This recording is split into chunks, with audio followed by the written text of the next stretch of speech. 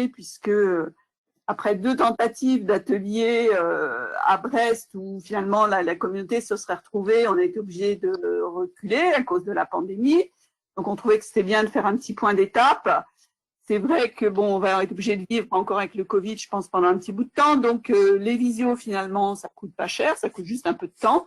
Donc on pourra en refaire peut-être une au premier en début d'année ou au printemps 2021. Alors, toutes nos plates excuses pour les personnes qui faisaient partie de l'atelier originel, comme on dit, Oxygène avant, parce qu'en fait, on voulait les mettre dans la boucle depuis bien avant, et en fait, ça nous on a complètement oublié. Et heureusement que Laurent nous a envoyé le fichier juste avant que je renvoie le mail de relance, donc ça nous a permis d'inviter les gens, et toutes nos excuses parce que c'est un petit peu cavalier d'envoyer une invitation quelques jours avant seulement, mais tant mieux, et merci pour ceux qui pouvaient être présents. Et comme je l'ai dit, pour ceux qui ne peuvent pas, on enverra un lien où il y aura l'enregistrement. Donc voilà, je vais pas prendre la parole plus longtemps, je vais passer, donc c'est Laurent qui va être le modérateur d'une première partie de matinée, donc je laisse la parole à Laurent, je pense la filera à Joël. Voilà. Merci Véronique. Donc oui, je laisse la parole à Joël et Sabine pour nous donner des actualités sur Audatis et l'IR Dataterra. À vous de jouer. Oui, donc comme moi j'avais déjà un exposé sur l'estuaire, c'est Joël qui s'y colle là. Ouais, alors attendez, parce que comme je fais aussi le modérateur par derrière, je vais juste partager de nouveau mon écran.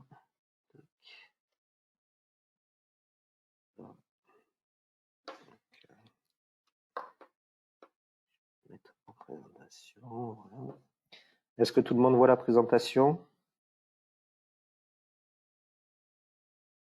Oui. Elle a l'air coupée, mais de mon côté, vous voyez.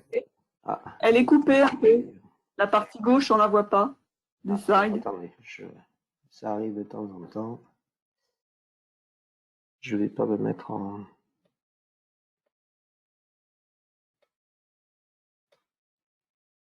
Là, vous la voyez mieux? Oui. Oui, là, mais c'est... Ok, ça passe.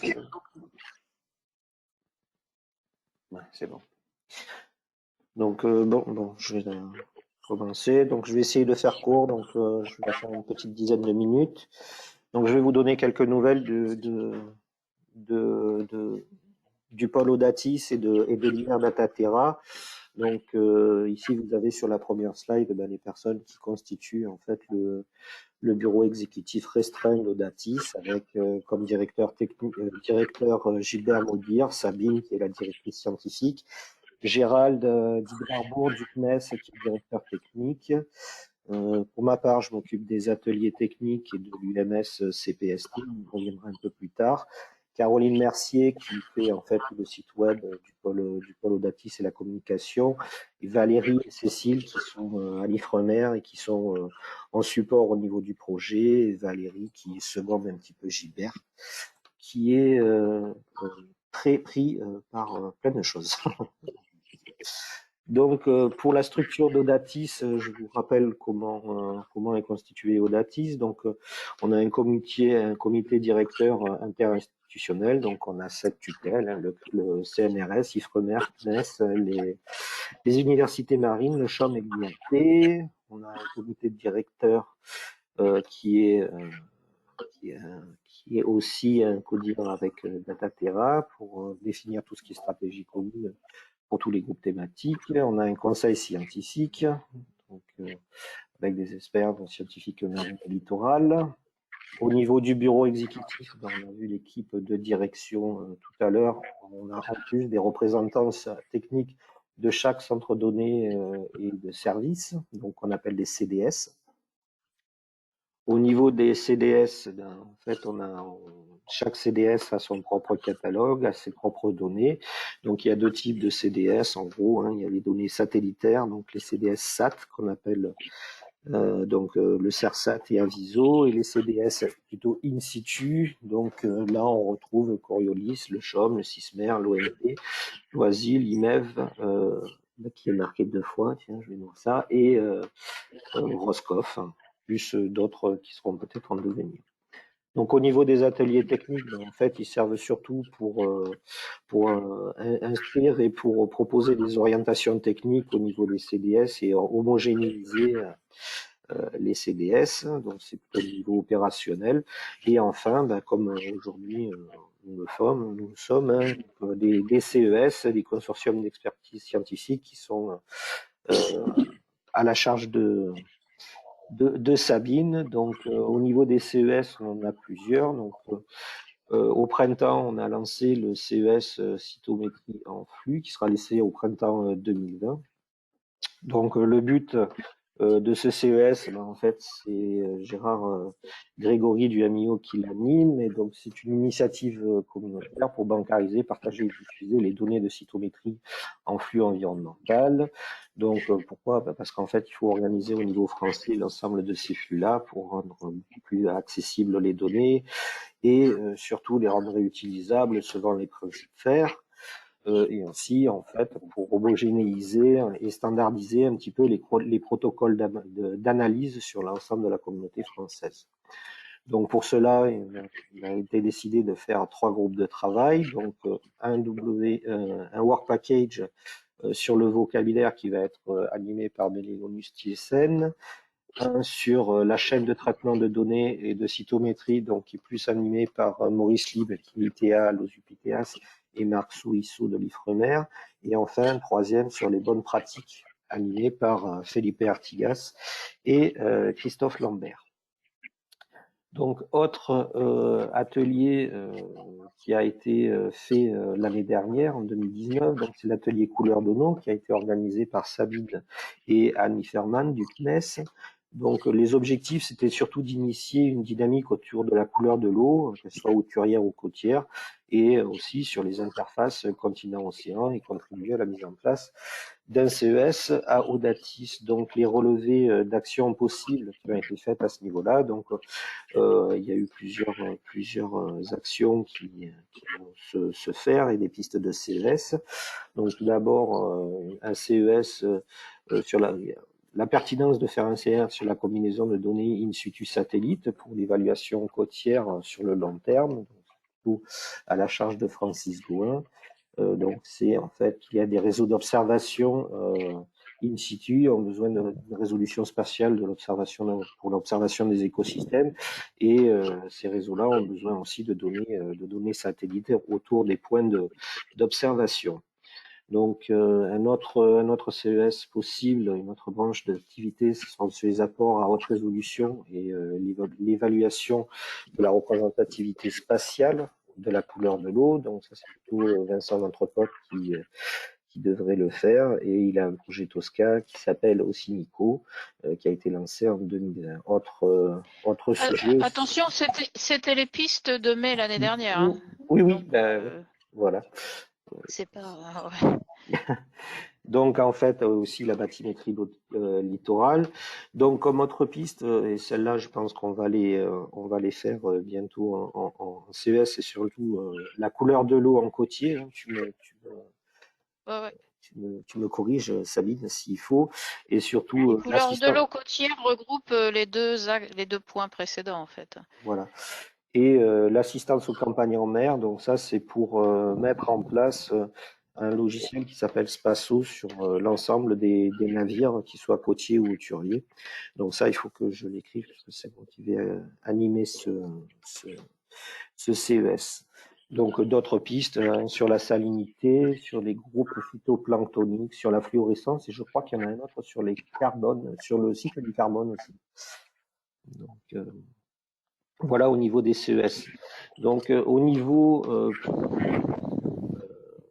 opérationnel, on a eu le financement d'une ANR Copilate l'année dernière qui est pour la certification des pôles de données. Donc dans cette ANR, on a 3 tâches distinctes. D'abord, faire une auto-évaluation de l'ensemble des CDS pour voir s'ils arrivent où ils en sont au niveau des critères qui sont nécessaires pour avoir la certification Core Trust Seal, pour faire aussi un petit peu un point sur leur fairness, ce qu'on appelle de leurs données, et aussi pour voir où ils en sont au niveau du cahier des charges que l'on a fait au niveau d'Audatis pour les CDS. Donc ensuite, il y a aussi notre volet sur la production et le guide des bonnes pratiques, donc sur les métadonnées, les DOI, les formats supportés, les services, les outils, la pérennité, la sécurité. Donc en fait, c'est pour faire tout le tour du CDS et en fait une implémentation progressive. L'objectif de l'AMR Copilote, c'est d'avoir au minimum 2 ou 3 centres pilotes qui auront à terme la certification Core Trust Seal, sachant que l'objectif quand même d'Audatis, c'est d'avoir tous ces centres de diffusion et de services avec une certification. Ça permet d'avoir une bonne structuration, une bonne homogénéité sur l'ensemble des services qui seront fournis. Donc, Audatis est aussi impliqué dans plusieurs niveaux, dans plusieurs projets européens. Donc, je ne vais pas tous vous les lister là, vous les avez devant votre écran. Donc, en particulier, des projets qui ont pour objectif de la férisation des données.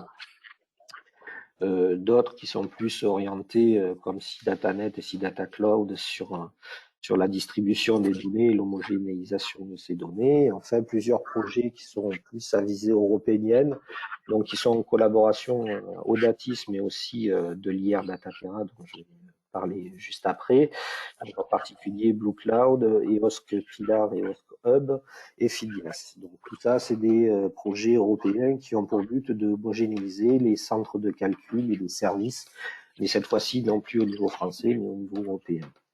Donc on a aussi les projets AdmonNet et tout ce qui est les projets des services marins de Copernicus. Voilà, donc évidemment, on collabore aussi au niveau d'Audatis avec la DCMMM et l'EA et aussi alors le CIM et le SAR. Donc, j'expliquerai s'il faut après tous les acronymes. Donc au niveau de l'IR Dataterra, depuis 2018, c'est une infrastructure de recherche qui a pour objectif d'homogénéiser, d'uniformiser l'ensemble des données des 4 pôles de données, donc que ce soit Formater pour la Terre solide, Theia pour les surfaces continentales, Audatis pour l'océan et Aeris au niveau de l'atmosphère. Il existe aussi dans l'IR Dataterra des dispositifs transversaux, en particulier Dynamis, qui est un dispositif institutionnel d'approvisionnement mutualisé des images de l'imagerie satellitaire. Alors, imagerie satellitaire à haute résolution, donc ça concerne surtout Spot 5, 6 et 7, les données Sentinel-6, en fait toutes les données qui sont à très haute résolution et qui normalement devaient être payants actuellement. Donc l'ensemble du dispositif recentre les données. Maintenant, le chercheur peut aller faire de chercher les données de façon beaucoup plus simple sur ce site-là. Donc, comme dispositifs transversaux aussi, il y a plusieurs groupes de travail au niveau de l'IR Dataterra. Donc, un groupe qui se charge plus des parties Europe et internationales, un groupe technique qui est scientifique, donc, où Sabine est présente, qui s'occupe plus de l'aspect scientifique au niveau de l'IR, c'est-à-dire mutualisation de l'ensemble des données des 4 pôles. Un groupe plutôt technique, donc là j'en fais partie, et un groupe Interpol. Donc la différence, c'est que Interpol, c'est plus du brainstorming et ça va être plutôt du bottom-up, et le groupe technique, lui, une fois que le bottom-up a été fait, s'occupe de faire du top-down en faisant redescendre la partie technique dans l'ensemble des centres. Et il y a des chantiers transversaux, comme par exemple les chantiers campagne, DMP, etc. Donc l'IR Dataterra, en fait, a pour objectif d'uniformiser l'ensemble des données, mais sur les 4 pôles, pour pouvoir avoir plus d'objectifs scientifiques qui permettront de mutualiser les données dans les 4 pôles et en fait éliminer tous ces silos qu'on a actuellement par thématique pour l'instant. Donc, en particulier, au niveau technique de l'IR Dataterra, nous avons fait une proposition en printemps qui s'appelle la proposition Gaia Data. Donc, c'est un Equipex plus PIA 3 de 20 millions d'euros qui va nous permettre de développer, s'il est financé, et de mettre en œuvre une infrastructure complètement intégrée et distribuée sur toutes les données et les services pour l'observation, la modélisation, la compréhension du système Terre. Donc l'objectif, c'est de centraliser sur 8 grands sites, comme vous avez sur la carte de France, là où en fait on va avoir des grands centres structurants qui sont en fait des centres de calcul où on va pouvoir regrouper l'ensemble des données et où on va pouvoir accéder à l'ensemble des données de tous les pôles en même temps. Donc c'est un projet qui est porté par l'IR Data-Terra, mais qui est en partenariat aussi avec deux autres IR, celui de Climérie France qui s'occupe de la modélisation et le PNBD qui est le pôle national de biodiversité. Donc, et c'est aussi en concertation avec tout ce qui est IR d'observation, en particulier ILICO, que vous connaissez bien, Argo et ENSO. Voilà, donc en fait, l'objectif, là, je vais m'arrêter là, c'est juste pour vous montrer l'ensemble des services. Donc l'objectif, en fait, c'est de centraliser l'ensemble des données sur un grand data lake, voilà, donc, et d'avoir des VRE, donc des environnements virtuels où chaque scientifique pourra se connecter sur le data lake et sur les serveurs de calcul pour pouvoir faire obtenir leurs calculs. Je passe assez rapidement sur ce slide-là. Donc voilà, j'ai terminé. Si vous avez des questions, je peux dépasser mon temps. Mais merci de votre attention.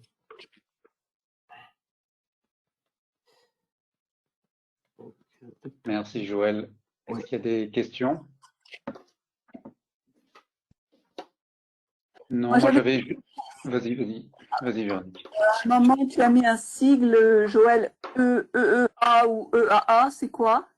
Ah, alors ça c'est une bonne question, c'est celui que je me souviens jamais. C'est European, je te le dirai après, je te l'envoie je vous l'envoie par le chat. C'est le seul que je connais jamais, que je connais pas par cœur. Parce qu'il y a tellement d'acronymes. Ouais. Ok, merci. Moi, j'avais une question sur le côté PIA 3, là. Est-ce que c'est un peu subsidiaire, mais est-ce que vous avez une idée de quand les résultats du PIA 3 vont venir? Incessamment sous peu, on nous avait... Ah ben, Non, vas-y, enfin attention, la première sélection des dossiers, effectivement, il est dit qu'en décembre, il y aura déjà des indications des projets qui seront après envoyés à une expertise internationale. Donc ce projet PIA 3, s'il venait à être accepté, je pense que ça sera au mieux premier semestre 2021. D'accord. Parce que moi j'ai soumis un projet aussi pour Argo, donc alors je sais pas qui c'est qui parlait en fait du coup. Donc tu disais, moi l'info que j'avais c'est qu'on aurait un retour du ministère en novembre, c'est-à-dire qu'ils vont faire un classement A+, donc ceux qui vont financer A et puis non finançables. Et donc si on est classé A+, donc on sait que notre dossier est retenu et donc il y a une phase de négociation qui débute financière pour essayer de réduire les coûts. Et en fonction de ces négociations-là, ils vont progressivement pouvoir financer peut-être d'autres projets et donc entamer des négociations avec des projets qui sont classés A en liste d'attente. Donc, mais voilà. Alors, donc ça ne sera pas avant premier semestre 2021. Mais disons, ouais, c'est ça. Disons on devrait savoir rapidement, j'espère, si on est A ou non retenu, quoi. D'accord, ouais, c'était ça ma question, c'était ça. Après, effectivement, le financement, les négociations, effectivement, vont commencer à ce moment-là. Donc avant, parce que normalement, novembre, c'est pour ça que j'avais simplifié un peu le propos en disant qu'en novembre, on saura déjà si le projet fait partie des projets retenus. Ouais, ok. Ou possiblement retenus, mais après, si ça marche, c'est pas avant, au mieux, premier semestre 2021. Ouais. En plus, présenté par Joël, ça paraît simple, mais c'est vrai qu'il y a eu un énorme travail sur ce projet parce qu'en réalité, ça regroupe 3 IR, hein. Il y a le PNDB et puis aussi Climéry, hein. Donc, c'est vraiment un projet dément, hein. Ah bah, ça a été 3 mois de travail hein, pour l'écrire. Hein. Mais plus. Plus au niveau technique et Sabine plus au niveau scientifique, mais on a eu énormément de réunions, environ 2 à 3 par semaine. Hein. Ça a été un travail. Ok, je voulais faire juste une petite parenthèse sur le CES couleur de l'eau, qui n'a rien à voir avec ici, donc ça sera rapide, juste pour vous informer que dans l'initiative, dans le projet Jericho S3, dans lequel Christophe est impliqué, vous savez, il y a le montage des pilotes super sites, notamment en Méditerranée Nord-Ouest, et avec ACRI et le LOV ici avec David Doxaran, donc on a une action sur l'amélioration des produits couleur de l'eau côtière. Donc, je sais que David va jouer sans doute un rôle dans ce CES couleur de l'eau, enfin, je l'espère en tout cas. Voilà, mais ACRI a quand même une part importante, même s'il n'est pas directement dans le CES couleur de l'eau d'Atis actuellement, mais surtout parce que voilà, il travaille sur des produits dérivés avec Marine Brotagnon, notamment en Méditerranée, sur la zone côtière. Et l'idée, c'est d'améliorer vraiment les données in situ, la qualité des données in situ, et qu'il y ait une meilleure communication entre ce que fait ACRI, les gens qui font du satellite, et les gens qui font de l'observation in situ en lien avec les réseaux d'observation, Stormlit, CostaChef, etc. Donc, c'est ce que fait le CES couleur de l'eau d'Atis. Ça a vraiment un intérêt à la fois pour Helico au niveau national, mais aussi européen. Donc, c'est très important de partir dans la même direction, quoi. Est-ce que je peux juste ajouter un petit quelque chose? En fait, Goose est en train de préparer des proposals pour répondre à la décade des Nations Unies pour les sciences océaniques. Et il va y avoir un bid, comme ils disent, qui s'appellera Into the Coast. Donc moi, je pense que c'est important que tout ce qui est, par exemple, l'effort sur le côtier, on puisse aussi l'incorporer dans cette action. Enfin, on peut en reparler après.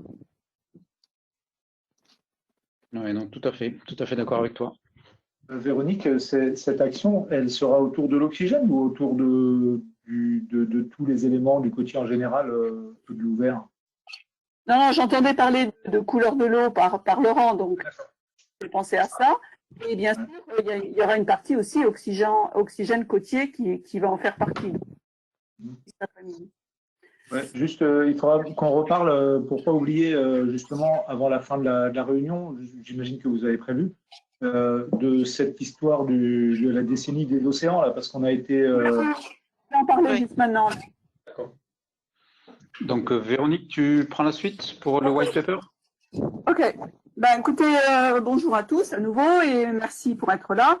Donc moi, je vais essayer de vous parler de ce qui se passe un petit peu au niveau du groupe de travail de l'IOC d'UNESCO, donc c'est la Commission intergouvernementale océanique, qui a créé un groupe de travail qui s'appelle GONE, for Network, dont je fais partie. Le slide suivant. Alors, on a organisé dans le cadre de GONE 2 ateliers. Un premier en novembre 2019 à Sopot en Pologne. Vous avez la photo du groupe. Donc, avec du soutien d'IOCCP, IOC, GONE, et puis le programme allemand SFB 754.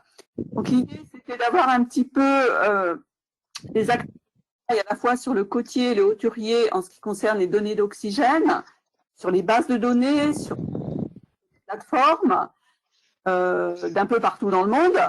Et puis, vous avez la photo de l'atelier confiné, qui a eu lieu en novembre, il n'y a pas longtemps, début novembre 2020. Alors, entre-temps, travailler sur un white paper community, puisque l'idée de ce workshop, c'était d'essayer d'aller vers une plateforme des données d'oxygène qui regroupe à la fois le côtier et le hauturier pour l'océan global. Donc, slide suivant. Je ne sais pas si on va voir, ça va être écrit peut-être un peu. Slide suivant. Joël? Voilà. J'espère que vous voyez quelque chose. C'est un petit peu l'outline du papier, donc qui a été écrit pendant le confinement. Hein. À l'atelier de novembre dernier, on a discuté de quelques points qui méritaient un approfondissement. En particulier, on a parlé du bain Je pense que Christophe en dira quelques mots. On a parlé de accuracy, precision, un certain de se mettre d'accord sur un petit peu le vocabulaire.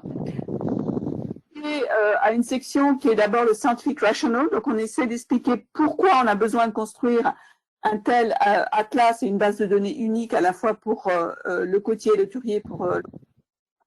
Ensuite, il y a une partie plus technique où on parle des méthodes, donc les méthodes électrochimiques et puis les optodes, avec un zoom sur les données, sur finalement les précautions à prendre dans les zones de très faible concentration d'oxygène. Ensuite, il y a une section sur un petit peu les plateformes, les spécificités des plateformes, quels sont en général les capteurs qui sont utilisés avec les pros et les contres. Et puis ensuite, il y a une section d'implémentation, donc comment on va faire pour essayer de connecter le côtier et le hauturier.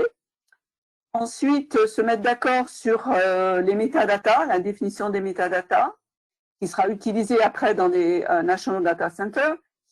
Ensuite, on s'est mis d'accord sur une unité. Alors ça a été une longue discussion, micromol par kilo.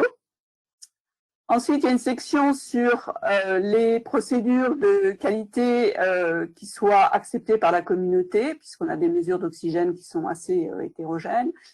Et puis enfin, il y a une section sur le mapping, parce que même avec une même base de données, si on veut faire des produits grillés, suivant les méthodes d'interpolation qu'on utilise, on peut arriver à finalement des valeurs différentes avec des incertitudes différentes.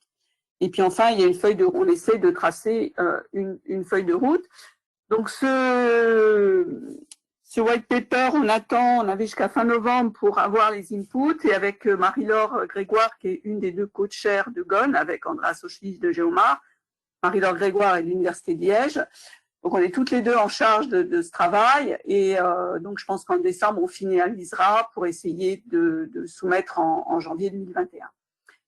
Donc, évidemment, les raisons scientifiques et sociétales s'affichent dans le cadre de la décadre des Nations Unies, et en particulier des attendus sociétaux, donc du Safe Ocean, Clean Ocean, Sustainable Ocean, Predicted, Healthy et transparent, puisque ces données fourniront, elles doivent être faciles d'accès, donc répondre au principe FAIR, pour être utilisées par exemple pour des problèmes d'eutrophisation côtière ou de déoxydation accélérée dans l'océan du large, et puis aussi pour fournir des indicateurs de qualité de l'eau, la directive cadre européenne par exemple. Ces données sont importantes aussi pour tout ce qui est niche et habitat des organismes marins, qui sont affectés évidemment à cause du changement climatique, et puis une information aussi pour la gestion des pêches, de l'aquaculture, mariculture, etc. C'est également extrêmement important pour pouvoir faire des projections à long terme qui soient fiables sous des scénarios climatiques, comme RCP 4.5 ou 8.5. Et pour cela, il faut des modèles qui soient validés avec des données existantes pour le présent avant de pouvoir faire des projections qui soient fiables. Donc on voit qu'il y a plein finalement d'utilités à avoir un atlas d'oxygène et une base de données pour tout ce qui est service écosystémique. Slide suivant.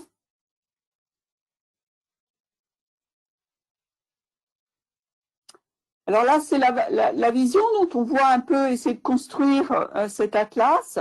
Alors il y a le World Ocean Atlas, il y avait Hernan Garcia de la NOAA qui était présent à l'atelier. Il y a GLODAP, il y avait aussi Tost et Tanua qui était à l'atelier. Donc l'idée, c'est de repartir sur une donnée où on a toutes les données Winkler, où il n'y ait plus de redondance, plus de duplicats, avec des métadatas et des QC qui soient cohérentes entre les sources, et dans lesquelles on introduirait finalement d'autres sources comme Emotnet, Pangea. Donc ça serait une première étape. Ensuite, on introduit les données de capteurs d'oxygène des CTD, puis celle des flotteurs, lagrangiens, donc c'est-à-dire que la base de données Argo est déjà assez self-consistante, puis celle des gliders, et puis in fine, tout ce qui est Marine Time Series, et on a mis Emergent Oxygen Sensor, parce que par exemple, les gens commencent à équiper, bon c'est pas non plus, c'est pas autant que pour Argo, mais les éléphants de mer par exemple, Christophe Guinet, mais des petits capteurs d'oxygène, donc on peut récolter aussi des données, finalement dans des zones difficiles d'accès, en tout cas en période hivernale par exemple. Et puis, il y a toutes les données Bintic, donc on a mis Seabed Data, et je pense que donc Christophe en parlera. On a beaucoup discuté de ça parce que, bien sûr, pour les gens qui travaillent sur le Bintic, les données de concentration sont importantes, mais aussi des flux. Et les gens trouvaient que s'attaquer d'emblée à mettre les concentrations plus les flux, on allait avoir un truc insurmontable. Donc, le consensus a été de faire ça peut-être en 2 étapes. Donc, se concentrer sur les données d'oxygène à l'interface au sédiment et éventuellement dans les premiers mètres du sédiment des profils, mais pas de mettre de flux. Et une fois que cette base de données est faite, on pourrait bien sûr travailler sur les flux. Ça pourrait être l'étape d'après. Slide suivant. Donc, voilà un petit peu. Alors ça, j'imagine que les gens comme Joël auront sûrement des commentaires à faire et, sur ce flot de données. Donc, voilà. Alors, ce qui était intéressant, c'est qu'il y avait des gens qui ont pas mal travaillé sur SOCAT. Donc, SOCAT, c'est la base de données des données de CO2 de surface. Ça a été un effort de la communauté internationale depuis une dizaine d'années. Donc, il y avait Benjamin, Phil, Steve qui étaient là, Notset. Et donc, on sait bien que SOCAT, ça a marché parce qu'il y avait un petit peu des champions, des héros. On pense tous à Dorothée Baker, il y en a plein d'autres. Et finalement, la leçon, l'enseignement qu'il voulait nous faire passer, c'était il faut que vous démarriez avec du support institutionnel parce que sinon, bon, ça dépend de la bonne volonté des chercheurs et de leur temps et de succès de projets européens avec lesquels ils peuvent éventuellement financer de l'aide en termes de manpower. Mais c'est quand même un peu toujours sur le fil du rasoir. Donc, l'idée, c'était de construire quelque chose avec finalement un funding un peu de long terme, bon, ce qui n'est pas facile, hein, tout le monde le sait. Donc, voilà comment Benjamin envisionne le flow pour arriver à cet atlas complet. Donc, on a le PI en bas. Alors, il y a des flèches pleines, et puis il y a des flèches qui sont un petit peu en pointillés, ce qu'on appelle Alternative Path. Donc, la chose classique, c'est le PI. Ben, il fournit, avec les best practices et ses métadatas, il fournit ses données au NODC, donc le National Data Center ou l'Associated Data Unit. Ensuite, ça peut aller dans un Regional Hub. Alors là, c'est surtout, par exemple, pour le côtier. Par exemple, on avait quelqu'un qui s'occupait de la base de données de la Baltique, où ils sont super organisés, parce que tous les pays autour de la Baltique, chacun a leur National Data Center, mais il y a une une Baltic Database, où finalement, ensuite, ils collectent à partir de tous les centres de données nationaux. Donc, c'est ça qu'on pourrait visionner. Et ensuite, ça va vers les JDAC. Alors, vous voyez que les flèches sont dans les deux sens, puisqu'on espère que l'interopérabilité va finir quand même par arriver. Donc, l'idée, c'est de ne pas avoir à soumettre à 15 000 endroits, mais une fois qu'on soumet dans une base de données, c'est automatiquement transféré là où il faut. Alors, au niveau des JDAC, il y a cette interaction avec IOD de l'UNESCO. On voit qu'il y a une flèche qui vient de la gauche avec Argo, Oceanside, GoShip. Donc, voilà, il y a des choses qui fonctionnent déjà. Alors, ce que disait Benjamin, en fait, ce qu'a fait beaucoup SOCAT, c'est finalement la flèche un petit peu alternative avec les petits pointillés, où ils ne sont pas tellement appuyés sur les NODC. Et finalement, ils pensent rétrospectivement que c'était peut-être une erreur pour ce problème de soutien long terme. Donc, ce qu'il nous conseille de faire, c'est d'aller quand même vers les flèches pleines. On pourra en discuter. Voilà. Alors, bon, je vais en parler après. Slide suivant. Donc pendant la visio du 5-6 novembre, on a essayé de discuter un petit peu au niveau de GON, quel pourrait être l'effort pour la décade, de soumettre un programme. Alors l'idée, c'est bien sûr de fournir une base de connaissances qui permet de développer ce qu'on appelle co-designer finalement toutes les mesures qui permettront d'atténuer les impacts de la déoxygénation des océans. Et si l'atténuation n'est pas possible, de fournir des stratégies d'adaptation. Donc, ça correspond aux 3 objectifs qui sont indiqués ici de la décade, que vous connaissez sûrement. Alors, cet effort, il sera évidemment multipartenaire, multinational, et la France a un rôle à jouer, je pense, fort. Multi-institution, ça va demander un effort international de long terme, donc ça tombe bien, puisque la décade, c'est 10 ans. Et puis, avec plein de groupes de stakeholders, donc ça, c'est important. Et puis, ça doit être cross-generational, c'est-à-dire impliquer les jeunes scientifiques, puisque finalement, ils vont construire les outils dont ils vont se servir pendant toute leur carrière, femmes et hommes, bien sûr. et puis qui doit être managé par, alors là j'ai mis une liste, mais je pense que dans la liste, on peut rajouter IFREMER, CNRS, IRD, puisque ça sera multinational. Et il y aura une attention particulière aux efforts vers les jeunes scientifiques en termes de capacity building. Donc les attendus sont une capacité accrue de mesurer, documenter, mapper, monitorer et de comprendre la déoxygénation, une connaissance accrue sur les impacts qu'a la déoxygénation, donc qui inclut les vulnérabilités écologiques et socio-économiques, les interactions biogéochimie, climat, et puis éventuellement les tipping points. Aussi, ça peut servir d'indicateur pour ce qu'on appelle les planetary boundaries. Je suis sûre que vous avez entendu parler de ça, des papiers de Will Stephen d'il y a quelques années, où on pourrait penser en termes de santé planétaire, à l'oxygène marin. Et puis, des stratégies à mettre en action pour atténuer la déoxygénation. Slide suivant.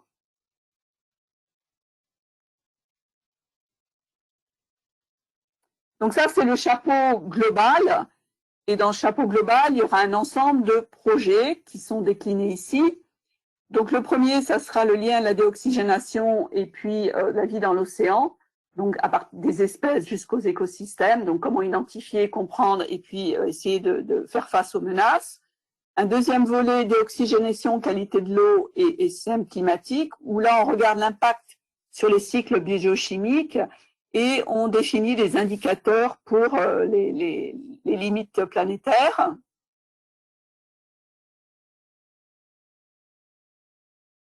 Un troisième volet qui sera d'essayer d'estimer, donner des valeurs finalement des impacts de la déoxygénation sur les écosystèmes, sur les services écosystémiques, que ce soit ce qu'on appelle provisioning, donc tout ce qui est pêche, aquaculture, mariculture, mais aussi régulatoire comme la régulation du climat ou les cycles biogéochimiques. Un autre aspect qui sera plus sur les conséquences économiques et sociétales, donc là vraiment on ferait le lien entre la déoxygénation et puis finalement l'impact sur les communautés des zones côtières en termes de welfare. Un volet qui est ce qu'on appelle Digital Twin of the Ocean pour l'oxygène, donc cross-échelle du côtier vers le global. Et c'est dans ce cadre-là que l'atlas de l'oxygène se situe. Donc, cet atlas de données, la modélisation, le développement d'un système d'observation qui soit durable. Et l'atlas fournira donc ces produits grillés qui incorporeront toutes les données existantes des plateformes eulériennes et lagrangiennes et qui permettront d'établir des bases saines après validation pour faire des projections. On sait bien que les modèles ont du mal à reproduire correctement, en tout cas, les 50 dernières années de l'inventaire de l'oxygène. Un dernier volet qui est de développer les solutions, donc pour monitorer et puis essayer d'atténuer la désoxygénation. Alors, la désoxygénation seule, on sait il y a des facteurs multiples de stress, il y a l'acidification et bien sûr le réchauffement. Slide suivant. Donc, ce qui est instrumental pour le programme en général, c'est essayer de définir ce qu'on appelle un réseau de stakeholders. Donc là, il y a une première ébauche qui est absolument pas finie, que j'avais fait pour le début novembre. On a l'oxygène avec finalement les organismes avec lesquels on interagit, donc DOOS, GOOS, IOCCP, tout ça. Un autre volet qui est plus les organisations des Nations Unies, les organisations internationales comme WMO, et puis les organisations interrégionales. Et le cercle externe, c'est plus le secteur privé. Donc, tout ce qui est pêcherie artisanale, pêcherie industrielle, industrie d'aquaculture, compagnie d'assurance, le World Ocean Council, etc., et puis les NGO, bien sûr. Donc, l'idée, c'est d'essayer de construire un dialogue constructif avec l'ensemble de ces stakeholders pour leur faire prendre conscience que de tels produits ont une valeur économique. Alors, on a pas mal discuté de ça à l'atelier début novembre et Virginie Raca proposé de faire des Worldwide View Citizen Consultation et pour le Capacity Building des hackathons. Donc, c'est des choses qu'on va proposer. Donc, l'idée, c'est en suivant les conseils de ceux qui ont été impliqués dans ce cadre pendant les 10 dernières années, c'est d'essayer de construire un business plan qui finalement se concentre sur la valeur économique des produits d'une telle plateforme. On peut faire un short brief qui permet de détailler tout ça. Et donc ça permet de construire et d'aller vers les fondeurs.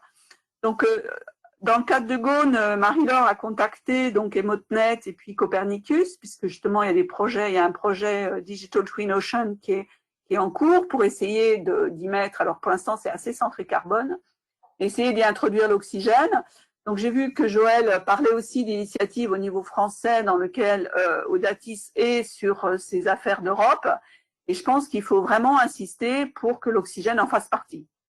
Voilà, je pense que c'est notre rôle d'essayer de faire avancer ces activités au niveau européen, et donc toutes les voies sont à explorer.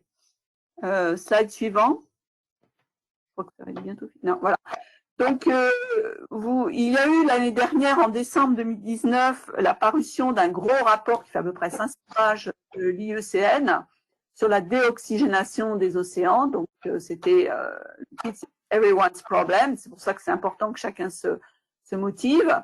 Donc, nous, on avait un chapitre là-dedans, et au dernier Steering Committee d'ISOCP, Maciek me disait, mais finalement, quelles sont les solutions sur lesquelles on pourrait travailler et qui sont à notre portée. Donc, il y a un chapitre 11, c'est le dernier chapitre. Donc, j'ai repris l'ensemble des solutions. Alors, évidemment, les deux évidentes, c'est la réduction des gaz à effet de serre et puis la réduction des charges en nutriments pour l'agriculture et puis pour tout ce qui est eaux usées pour l'océan côtier. Donc, c'est là où je voulais parler justement du bid de Goose qui s'appelle Into the Coast, où on peut parler d'oxygène dans ce cadre-là. Et puis, il y a une liste d'actions donc, que j'ai mis ici un peu en caractère gras, sur lequel nous, on a des moyens d'action. C'est accroître le nombre des données d'oxygène dans l'océan côtier hauturier, faire des efforts de modélisation numérique pour améliorer les prédictions. Et on voit que les modèles CMIP 5 et je crois CMIP 6 aussi ont du mal à représenter les zones où on a des concentrations inférieures à 50 micromolaires. Ça, c'est le plus difficile. Développer donc un système de management de données avec des qualités contrôle et puis des principes FAIR. Donc, c'est ce qu'on veut faire justement avec cet atlas. Continuer d'améliorer les capteurs d'oxygène avec justement ce focus sur les zones de faible concentration. Et puis surtout, développer des capteurs low cost pour les zones en voie de développement, les pays en voie de développement. Et dernier point, qui est bien sûr le capacity building dans les zones côtières, dans les voies aussi, dans les pays en voie de développement. Slide suivant, je pense que c'est le dernier. Donc là, je voulais montrer le site Audatis que Caroline Mercier, qui est super efficace, tient à jour. Donc on avait fait lors de notre premier atelier 2019. Donc vous pouvez retrouver les PowerPoint et puis les minutes, je crois. Donc là, on va mettre en ligne pour l'atelier 2 aujourd'hui vos présentations, si vous êtes d'accord, et le recording de l'atelier. Il y a aussi un onglet qui s'appelle ressources. J'ai vu qu'il y a des gens qui ont mis des choses. Donc, si vous avez des choses qui concernent l'oxygène, n'hésitez pas à envoyer. Vous avez le mail de Caroline ici, à envoyer. Et donc, c'est disponible pour toute la communauté. Donc, c'est à nous de tenir ce site à jour. Bon, c'est vrai que le confinement n'a pas aidé. Mais voilà, je pense qu'il faut qu'on apprenne à être actif aussi par ces voies-là. Voilà, j'ai terminé, je pense. Véronique, si je peux préciser, théoriquement, comment Caroline nous avait fourni à Joël, toi, à moi, un login et la possibilité de mettre nous-mêmes directement. Il faudra qu'on vérifie ça. Ouais, je retrouve alors ça, oui, je pense, oui. Bah, à ce moment-là, on enverra le login à tout le monde, à tous les participants de la réunion, bien sûr. Voilà. Bon, j'espère que je n'ai pas été trop longue. Merci Véronique. Ouais. Je peux poser une question? Vas-y Christophe, vas-y. C'est plus une remarque, enfin c'est le point que je faisais tout à l'heure, parce que sur la décennie des océans, mais du côté français, quoi, parce que là on est en truc national, il y a eu cet appel de Lagrange là, à manifestation d'intérêt, et c'est pour le 30 novembre, c'est-à-dire en gros lundi prochain, à manifester un intérêt si on avait des envies ou des souhaits de travailler sur cette décennie des océans, qui est mise aussi en place au niveau français. Il y a une déclinaison du programme international au niveau français. Donc, est-ce qu'il vous avez déjà envisagé de déposer quelque chose à ce niveau-là ou... Bah, nous, on n'a rien reçu. Alors, je peux vous faire passer le mail. En fait, il est passé. Moi, je l'ai reçu par notre direction de labo. Donc, je peux vous le transférer. Et en fait, il y a un appel à projet qui est ouvert pour le 15 janvier. Donc là, ça laisse un petit peu plus de temps. Mais le ministère, donc à Lagrange, c'est le ministère de l'enseignement supérieur et de la recherche, souhaitait avoir des manifestations d'intérêt avant pour une réunion au niveau national, je crois, qu'ils ont au début décembre. Donc, je vais vous faire passer le mail, hein, il n'y a pas de souci. Alors, ma compréhension, bon, je n'ai pas fait l'exposé parce que on n'avait pas le temps, mais je pense que tout le monde est… Le call a été ouvert le 15 octobre et il se termine le 15 janvier. Et ce que nous a dit les gens de l'UNESCO, c'est qu'en fait, il y aura sûrement des gens qui vont arriver avec des propositions qui risquent d'être similaires ou qui concernent des mêmes actions. Donc, ce qu'ils vont essayer de faire, c'est peut-être de merger, de regrouper, parce que je ne pense pas qu'il y aura des milliers de programmes. Donc, c'est un peu stupide d'être redondant. Donc, il y aura une deuxième phase où ils mettront en contact. Et d'ailleurs, dans le questionnaire qui doit être rempli en ligne, ils demandent si on est ouvert à être regroupé avec d'autres actions. Donc, je pense que ça va être une procédure assez saine.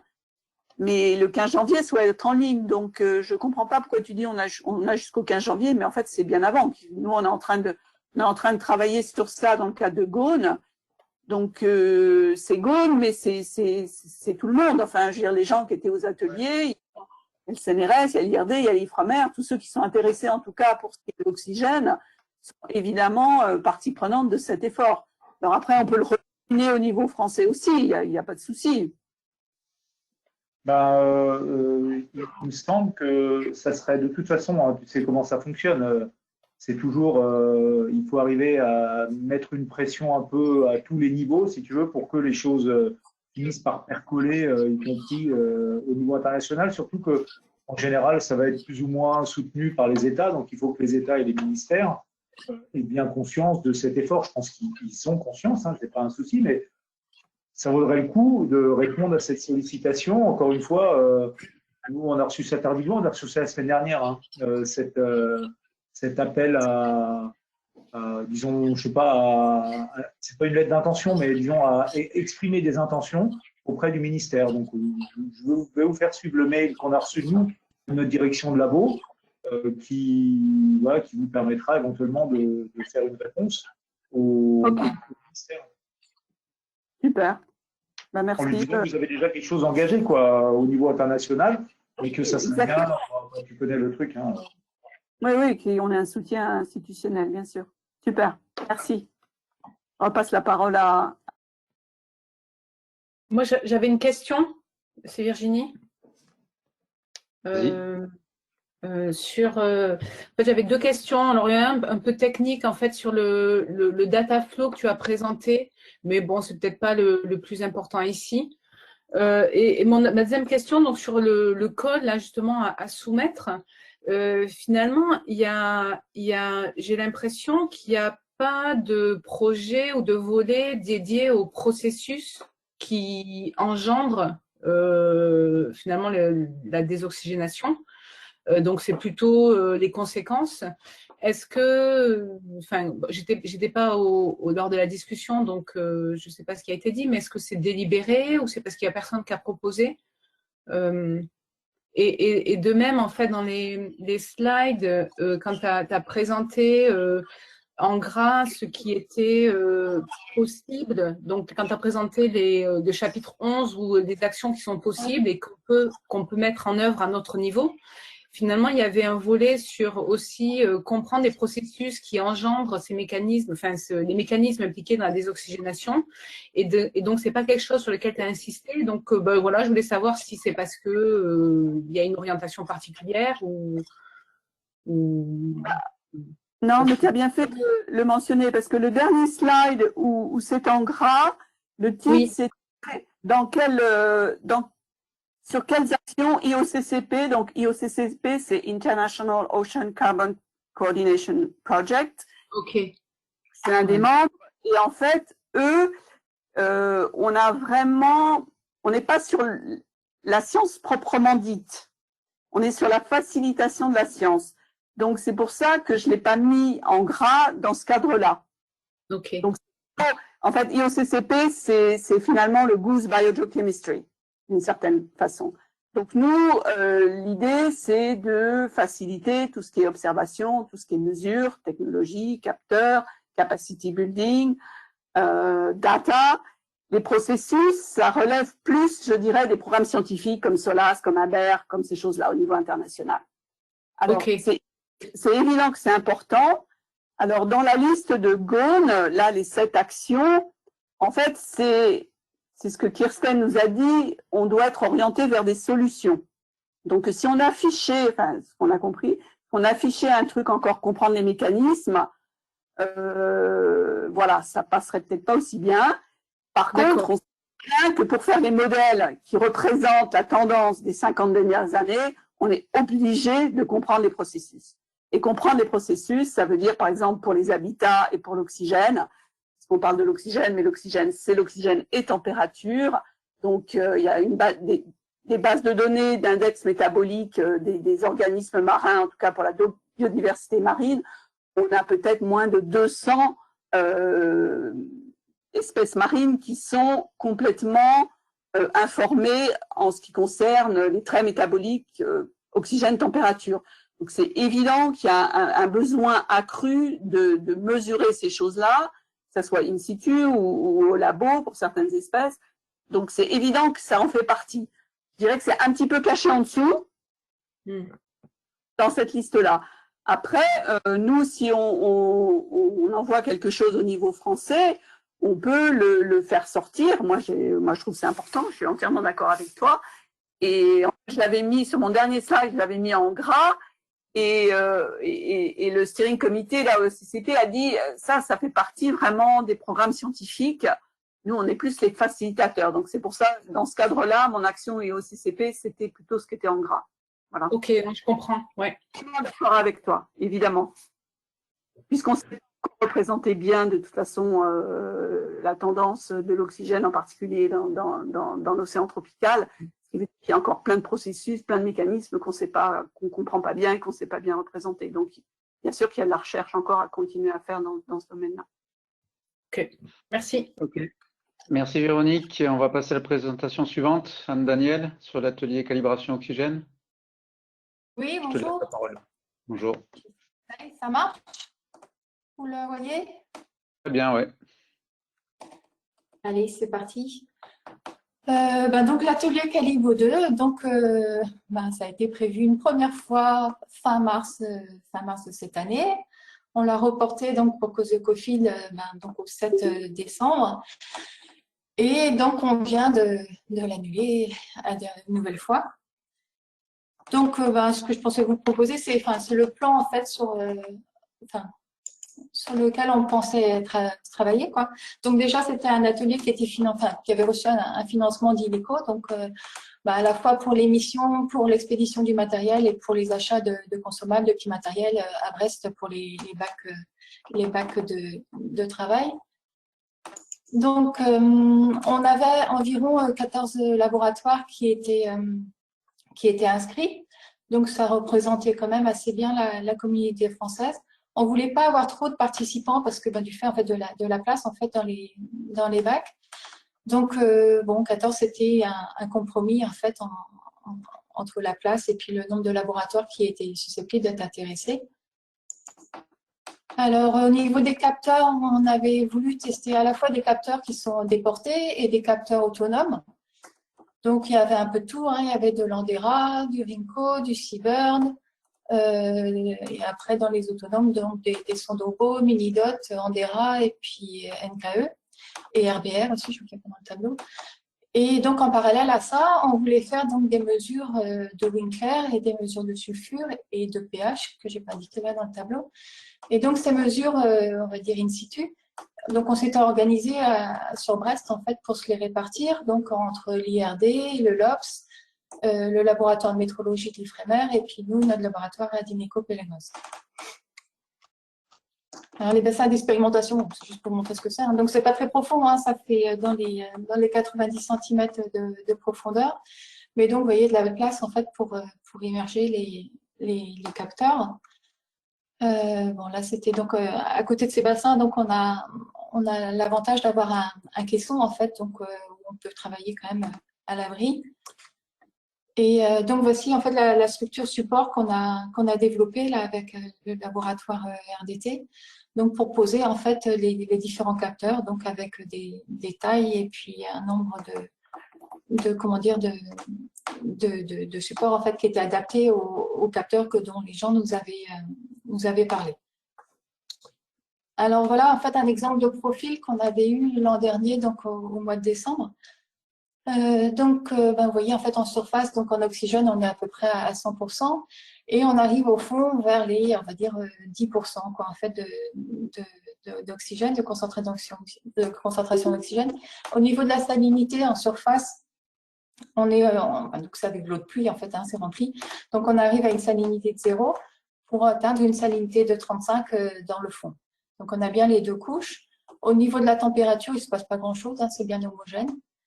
Mais donc, une des limitations en fait, de l'expérience, c'est que le profil d'oxygène a des points bleus. Je ne sais pas si on voit. Vous voyez la flèche quand je sais pas. Donc, quand on fait descendre en fait, les capteurs dans l'eau, donc on voit bien, on a un joli profil. Mais par contre, quand on remonte le capteur, on voit en fait qu'on a un effet de succion en fait qui nous ramène l'eau du fond sur la surface. Donc ça c'était bien une limitation en fait de l'expérience qu'on allait monter. On allait travailler seulement sur la descente en fait des capteurs dans le bassin. Alors on a fait aussi donc des mesures de HCS en fait dans les bacs. Suivant les bassins, en fait, on peut avoir des concentrations vraiment énormes. Hein. On arrivait à plus de 1400 microvolts dans un des bassins. Donc ça, c'est des choses qu'on surveille en fait et qui sont vraiment sur lesquelles on ne peut pas trop jouer en fait parce que c'est complètement inhérent en fait à la durée en fait pendant laquelle on va utiliser les bassins et puis aussi la météo quoi. Donc voilà le planning sur lequel on était parti pour l'atelier. Donc on avait une première demi-journée en fait où tout le monde en fait s'installait installait ses capteurs. On faisait un premier point en fait sur les concentrations oxygène avec du Winkler, avec le pH et puis les sulfures. Donc ça c'était vraiment la première journée d'installation on va dire. Le lendemain matin, donc vu qu'on avait déployé en fait toute la nuit en fait les capteurs en surface. Donc le matin en arrivant, donc on voyait en fait ce que ça donnait, si tous les capteurs étaient OK. Et on repartait en fait pour des prélèvements en fait de Winkler, sulfure, pH en haut. On faisait un premier profil de descente avec des fréquences déterminées, avec des paliers en fait de 5 minutes tous les 2 cm. Et donc pour atteindre le fond à la fin de la matinée. Et là, on faisait donc un déploiement longue durée, enfin longue durée, 20 heures, quoi, en milieu anoxique. Donc ça, c'était la manip du matin, en fait. Et l'après-midi, donc, on se retrouvait dans une salle pour discuter, en fait, des caractéristiques des octodes de chacun et pourquoi, en fait, et dans quel but ils les utilisent. Et on avait aussi donc la participation de 2 industriels, donc Andera et RBR, hein, qui étaient OK pour participer, pour présenter à la fois leur matériel et puis aussi les façons dont, comment est-ce qu'ils calibrent en fait leurs octodes. Donc voilà. Donc le lendemain matin, donc on revenait, on récupérait en fait les capteurs qui avaient passé donc toute la nuit, enfin presque une journée en fait au fond en zone anoxique. On faisait remonter la structure donc en zone oxygénée en surface. Et là, on allait essayer de déterminer en fait le temps de réponse des octodes du passage zone anoxique, zone oxygénée. Et donc, si possible, comme je vous montrais avec les artefacts qu'on pouvait avoir avec l'effet de succion.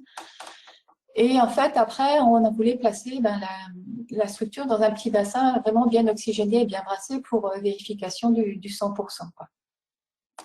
Ça, c'est dans un premier bassin. Et dans un autre bassin, on voulait en fait voir en fait, si on pouvait refaire, si besoin, la première manip de la veille avec un déploiement, on va dire, moyenne durée en milieu anoxique, c'est-à-dire 4-5 heures seulement. L'après-midi, donc, on avait prévu de donc à nouveau de se retrouver en salle de réunion pour discuter en fait sur la façon de calculer en fait les concentrations d'oxygène, les limites de quantification, etc. Et le soir, donc, on remontait en fait le déploiement moyenne durée donc en surface et pour le laisser donc en zone oxygénée pour la nuit.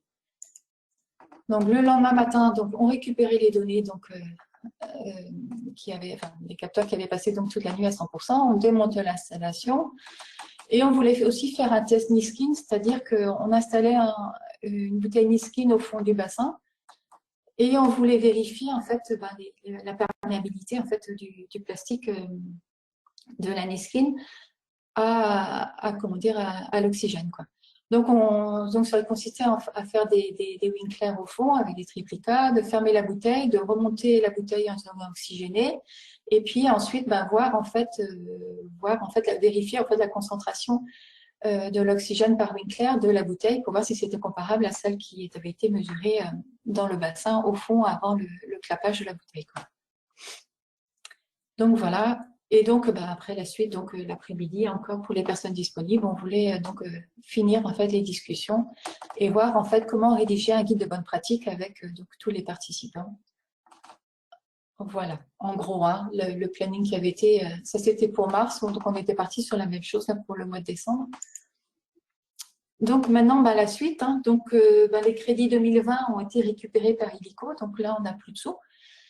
Donc pour reposer une demande de financement, on va être obligé d'attendre un petit peu parce que les procédures Illico ne sont pas encore connues pour 2021. Et surtout, c'est une date de reprogrammation. Donc pour l'instant, on n'a pas été très chanceux. À chaque fois, on tombe dans une période de confinement. Donc voilà. Donc je ne sais pas trop. Après, donc, je sais que à partir du printemps, tout le monde est bien occupé, donc c'est un peu compliqué. Donc, je pense qu'on va retomber à peu près sur les mêmes périodes, c'est-à-dire tout début de printemps, ou bien on repasse à l'automne prochain, quoi, en fait, quoi. Donc voilà. Donc, si vous avez des commentaires ou d'autres informations. Oui, Anne-Daniel, moi j'avais deux commentaires. Il y avait un commentaire que Véronique a déjà mis, qu'on a discuté avant sur le chat. C'était peut-être que la meilleure période pour le Covid, ce serait mai-juin. Parce qu'on a l'impression, mais vraiment l'impression, on n'est pas expert dans le domaine, mais qu'en mai-juin, les histoires d'épidémie sont un peu plus light, et donc ça serait déjà peut-être plus facile à ce moment-là de faire le test et de se regrouper tous ensemble, quoi. Donc c'était Mais seulement au niveau pratique, je crois que... mais au niveau pratique, je crois que tout le monde est bien pris au printemps, quoi. Ça va être un peu le problème. Il y a ce que je disais à Véronique, c'est qu'en général, mai-juin, il y a aussi des campagnes en mer, enfin, en tout cas en Méditerranée, mais peut-être ailleurs, donc c'est vrai que ça limite un peu le champ, quoi. Donc, à voir peut-être après, voilà, les vaccins vont peut-être marcher, on ne sait pas trop. On peut relancer, je pense, un doodle et puis on verra sur plusieurs mois quelles sont les meilleures périodes, quoi. Ensuite, j'avais un commentaire. Est-ce que le nombre de participants est limité? Parce que je te dis ça parce qu'en fait, depuis quelques mois maintenant, donc j'ai des bons contacts avec Rinko, JFE, donc les Japonais, parce qu'on a maintenant un nouveau capteur sur un glider. C'est le même qu'il y a sur Argo, que la communauté Argo teste un peu aussi. C'est assez prometteur. Nous, on en a après deux autres qu'on a montés sur Rosette CTD ici, sur Diphomed, et puis maintenant, ça va être sur le côtier, qui a un temps de réponse très rapide. Donc, le seul adapté, c'est une octode, mais le seul adapté pour les rosettes, pour les profils, et puis donc pour Glider Argo. Et je pense que ça sera intéressant de les mettre dans la boucle, parce que pour l'instant, ils font du multipoint avec 16 points uniquement au lieu de 35. Donc, j'ai commencé à avoir des discussions avec eux. Alors, c'est vrai que les Japonais, ils sont très fermés. C'est difficile d'avoir des contacts, mais bon, par un copain, collègue, j'ai réussi à avoir le bon contact au Japon, à Tokyo. Je pense que ce serait bien si on pouvait les inviter aussi à cet atelier, s'ils pouvaient venir, etc. Il n'y a pas mal de points d'interrogation, mais je pense que ce serait bien d'avoir, en plus de RBR et d'Andera, d'avoir aussi JFE. On aurait vraiment comme ça les trois gros fournisseurs d'optode oxygène à l'heure actuelle qui travaillent avec les différentes infrastructures et différentes plateformes. Oui, y a pas, au contraire, pas de souci. D'ailleurs, RBR et Andera, ils voulaient travailler. Alors, il y aurait peut-être eu les représentants français sur place à Brest, mais sinon, les présentations ont été faites par visio aussi. Donc, pour les Japonais, ça change. On peut Parce qu'il n'y a pas de travailler représentants direct. français, en fait. Même en Europe, il n'y a pas de revendeur. J'ai cherché partout, D'accord. c'est pour ça que j'ai un peu galéré pour trouver la bonne personne. Mais finalement, on a commencé à discuter calibration. Et voilà, mais je pense que ce serait bien. Donc, ça va être. Enfin, voilà, il y a des étrangers qui travaillent au Japon, donc ce ne serait pas forcément des Japonais. Donc, on espère que voilà, ils soient un peu plus ouverts, parce que pour l'instant, c'est vrai que c'est très, très compliqué avec eux. Alors que leur produit a l'air intéressant, quoi. Et même, je dirais, plus que RBR qui fait beaucoup de bruit, mais je suis un peu dubitatif sur l'efficacité de RBR, en tout cas déjà pour leur capteur CTD qu'on est en train de tester ici. Donc je me Ouais. méfie un peu, mais c'est bien qu'ils participent, parce que voilà, je Oui, sais que Dominique sur Marseille, il va tester aussi leur Optode. Il l'aura normalement prêt pour le tester sur le côtier. J'espère que ça va se faire. Ça sera déjà un premier test, mais après c'est bien qu'ils participent aussi. Ouais. ouais. Nous, on l'avait testé l'an dernier, en fait, la RDR, enfin, le nouveau modèle, là, le crayon, la toute simple. D'accord, ouais. Ouais. Donc, voilà, c'était un milieu un peu compliqué, hein, c'était vraiment un milieu vaseux. Mais bon, on a vu des résultats, on va dire, corrects par rapport aux autres sondes. Mais c'était un déploiement qui était assez court, c'était sur 3 semaines, en fait, qu'on l'avait laissé au fond. Donc, voilà, mais bon, voilà. Bon, le seul truc, c'était un peu la différence, on va dire, la qualité-prix, c'était un peu cher, quoi. Voilà, Ouais. on peut faire la même chose avec des opteurs qui sont moins chers, quoi. Mais alors, par contre, oui, les grandes questions qu'on a eues avec les industriels, c'est là, en fait, qu'il faut rester quand même assez neutre, je pense, parce qu'ils ont eu peur, en fait, qu'on fasse une comparaison de leur matériel en disant, ben, celui-ci, il marche mieux que l'autre, quoi. Donc, moi, j'ai bien insisté en disant que, ben non, c'était un atelier de travail où on voulait mettre en place des bonnes pratiques, en fait, pour savoir comment dire, interpréter sa mesure au mieux. Et ça, je pense il faut faire attention à ça, quoi, parce que donc RBR et Ah Andera, hein, oui. donc ils étaient vraiment de coup en concurrence, quoi. On sentait vraiment la concurrence qui montait. Donc je pense qu'il faut avoir une position vraiment neutre par rapport à ça, parce qu'on n'a pas le droit Oui, déjà de favoriser l'un par rapport à l'autre. Donc bien sûr. faudra être clair, quoi, en fait, quoi. Il faut être bien clair là-dessus.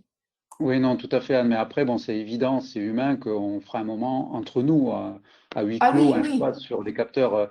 Et ils sont pas naïfs. Ils savent très bien qu'in fine, ce qui va nous intéresser, c'est ça, quel sera le meilleur capteur fiable, qui reproduit les bonnes données avec une meilleure précision, qualité, etc. Donc et on l'a fait déjà avec Anders dans Andera, dans les premiers Fixo 3, Jericho, où il y avait plusieurs industriels.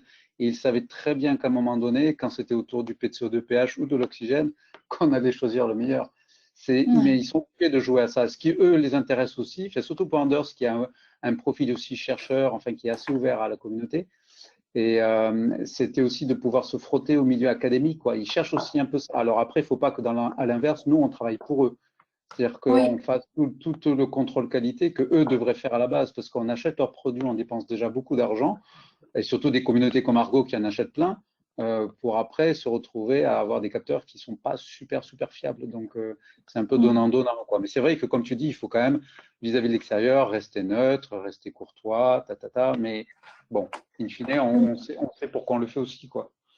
Oui, enfin en même temps, je pense que pour l'oxygène, là, comme on a des applications complètement différentes en fait entre le turier et puis le côtier, enfin, même arriver au niveau benthique. Donc je pense qu'on n'arrivera peut-être pas forcément à un seul modèle, comment dire, optimum. Il y aura peut-être, enfin, suivant les applications, des nuances à apporter quand même, quoi, tu vois. Ah, tout à fait, oui, non, c'est sûr qu'on ne recherchera pas les mêmes gammes et les mêmes précisions suivant les endroits. Oui, Ouais.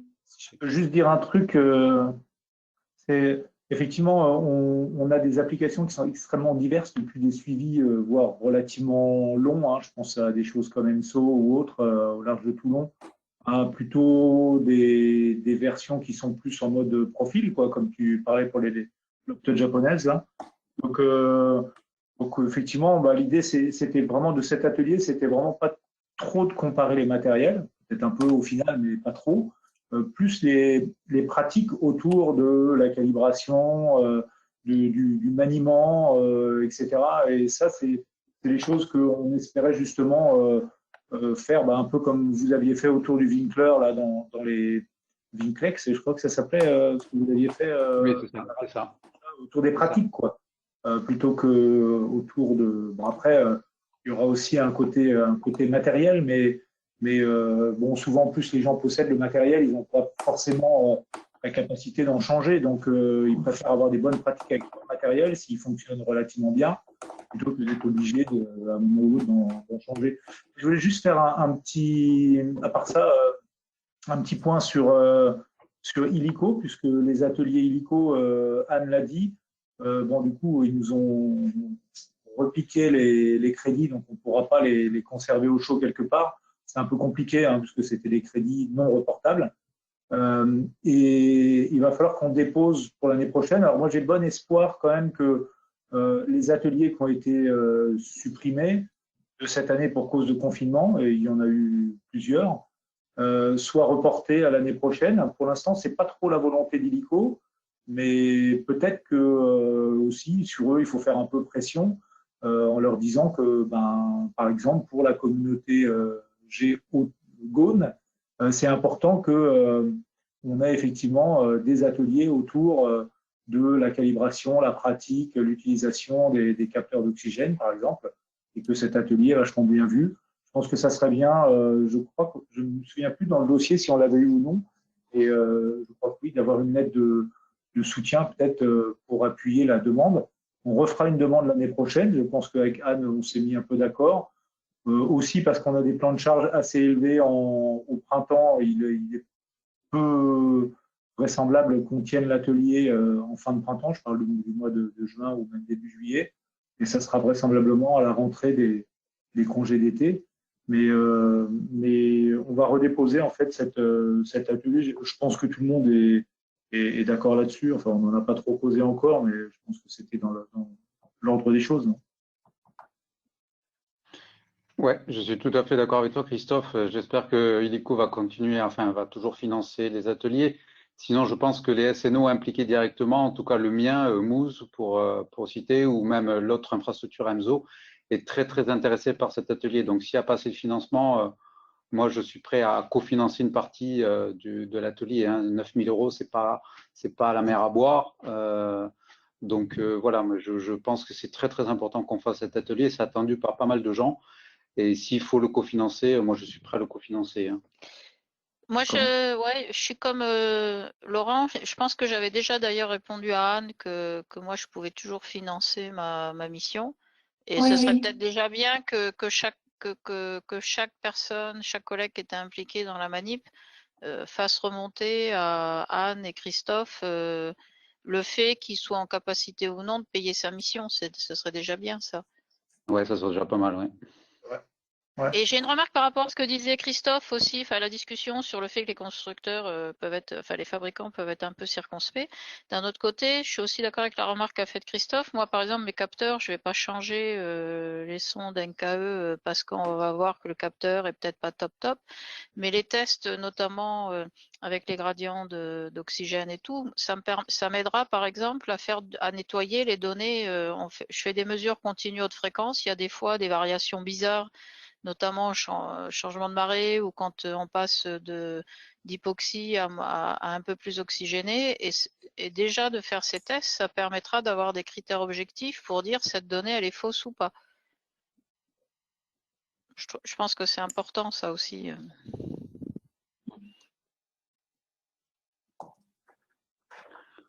Ok. Je ne sais pas si tu as vu, Laurent, dans le chat, il y a Virginie qui a des soucis d'électricité toujours, donc qui propose de parler en début d'après-midi. J'ai vu ça, ouais. Pour moi, c'est pas possible. D'accord. Ok. Merci. Le modérateur, Parce que c'est ça maintenant fait pas. Sabine, et je Sabine. commence en premier, alors c'est ça? Et du coup, Sabine? Ok, bien pour moi. Hein. Alors, attends. J'avais le micro coupé, j'ai dit oui. Ok. Je te passe comme présentateur, Laurent. Ou alors je te passe tes slides comme tu veux, comme d'hab. Ouais, passe mes slides, s'il te plaît, ouais, ce sera. Ok, d'accord. Alors attends, Merci. c'est juste le temps que je la retrouve. Je vais me remettre en présentateur. Hein. Hop, alors, ta présentation, c'était celle qui s'appelait, parce que tu en as deux, je crois. Sur les mouillages, ouais. Mooring. Mouillage. Mooring.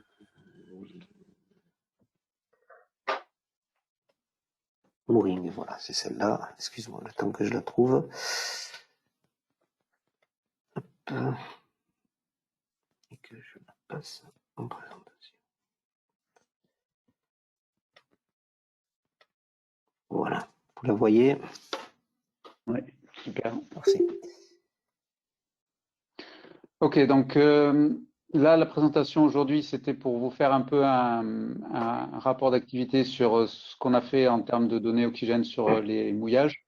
Donc, qui sont intégrés dans deux grosses infrastructures, une qui est globale, qui s'appelle OceanSight, que vous connaissez tous, qui est un peu le pendant d'Argo pour les mouillages et les bouées, qui est pilotée, coordonnée maintenant par Johannes Carstensen à Kiel, et puis l'EMSO ERIC au niveau européen, qui regroupe différents mouillages immergés profonds.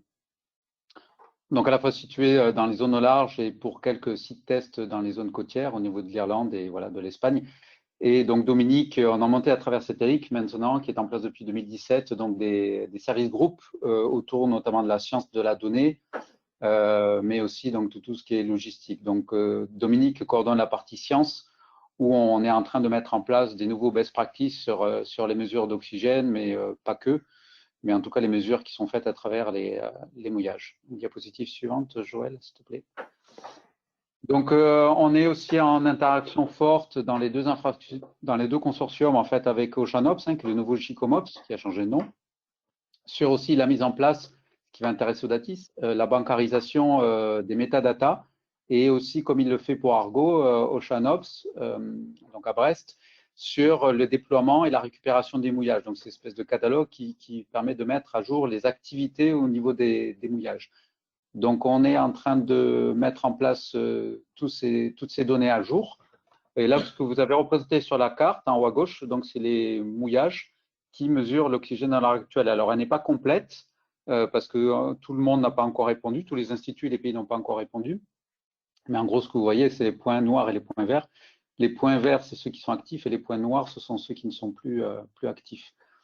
Voilà, donc il y a des mesures, la plupart ce sont du daily mode, il y a très peu de données temps réel oxygène sur les mouillages et les bouées, il y en a un peu mais pas beaucoup, mais en gros c'est surtout du daily mode. Et bien sûr il y a un parallèle qui est très important, comme le rappelait tout à l'heure Véronique, avec les mesures de P de CO2, pH, parce qu'en général quand on mesure les carbonates, on s'intéresse aussi à la mesure d'oxygène, tous les deux sont liés pour faire de la science. Diapositive suivante. Donc, dans les mouillages, la plupart des capteurs qu'on utilise, c'est des capteurs optiques, vous connaissez, donc on en a parlé, les Autop Andera avec un data logger qui va bien.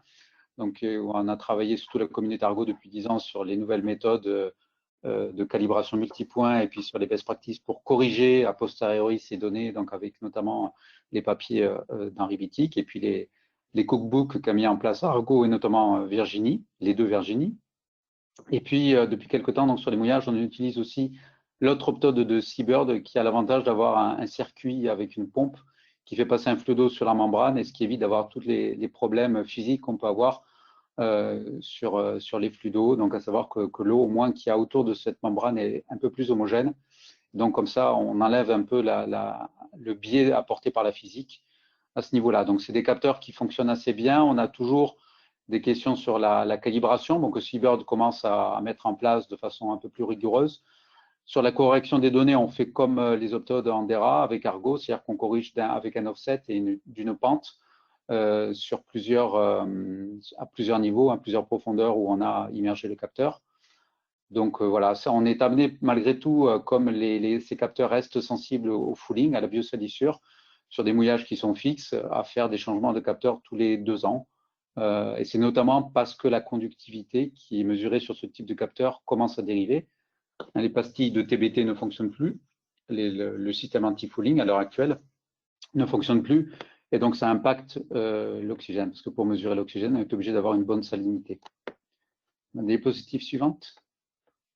Donc, les best practices qu'on a mis en place et qui sont revues dans EMSO et OceanSight, où on a un projet qui s'appelle Eurosi. Et il y a un des World Package, une tâche que je coordonne avec les deux consortiums où on doit mettre un peu à jour OceanSight et EMSO au terme de ces bonnes pratiques et notamment un volet sur l'oxygène. Donc, on s'est appuyé sur ce qu'on avait fait déjà dans le livre blanc Jericho.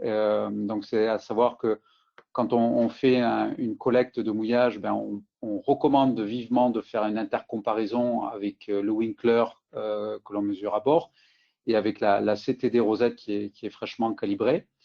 Donc cette intercomparaison, on la propose de la faire à plusieurs niveaux, notamment dans les niveaux où on fait les mesures sur le mouillage. C'est toujours les eaux intermédiaires et les eaux profondes, en évitant bien sûr les gradients et en laissant cette intercalibration se faire pendant quelques minutes sur la rosette. Donc ce qu'on fait, c'est qu'on enlève les capteurs du mouillage, on les nettoie pas, surtout pas, et on les met tels quels sur la rosette, et après on envoie la rosette faire des paliers à plusieurs niveaux. Et sur cette rosette, on fait en même temps du Winkler. Donc, on a 3 jeux de données qui nous permettent d'intercomparer directement avant d'envoyer les capteurs en calibration, que l'on fait donc tous les 2 ans chez le fournisseur, notamment Seabird, et pour voir si leur donnée de post-calibration est cohérente avec ce qu'on mesure en intercomparaison à l'instant T. Et des fois, on n'est pas du tout sur le même, on n'a pas du tout les mêmes résultats. Donc là, en fait, la post-calibration Seabird est n'est pas super fiable. Donc cette intercomparaison est vraiment très importante parce qu'en même temps qu'on fait ces intercomparaisons pour l'oxygène, on le fait aussi pour la salinité. Donc ça permet d'avoir déjà une correction au moins d'un offset. Et ce qu'on peut faire aussi, ça c'est le golden case, quand on a des mesures sur un mouillage avec des séries temporelles régulières mensuelles, comme on le peut faire sur Antares et Difamed en Méditerranée.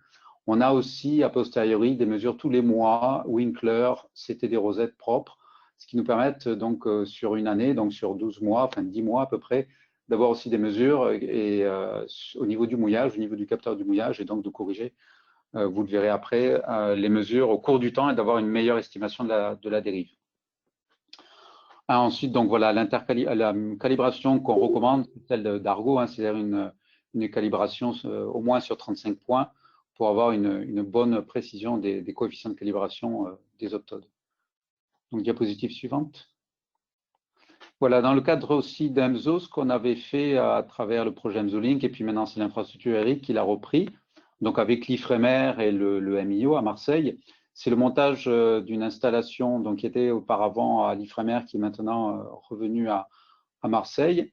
Donc c'est un banc de calibration qu'a mis en place donc IFREMER Dominique pour les calibrations d'optodes pour la communauté, avec des mesures en direct donc de Winkler. Pour l'instant, les mesures Winkler se font en manuel, mais ce qui était prévu, bon, ça a pris un peu de retard aussi avec le Covid, mais c'est de faire un montage pour avoir des mesures Winkler en ligne directement, sans passer par un opérateur, ce qui permettait d'accélérer un peu la calibration, parce qu'à l'heure actuelle, elle est gratuite pour la communauté, ou presque gratuite, on va dire, pour la communauté, par rapport à ce que proposent les fournisseurs, mais par contre, ça prend 3 semaines pour faire une calibration multipoint, alors que c'est beaucoup plus court chez les fournisseurs. Mais au moins, c'est l'avantage d'être fait dans un labo de recherche avec des scientifiques autour qui connaissent la mesure et quasi gratuitement, on va dire.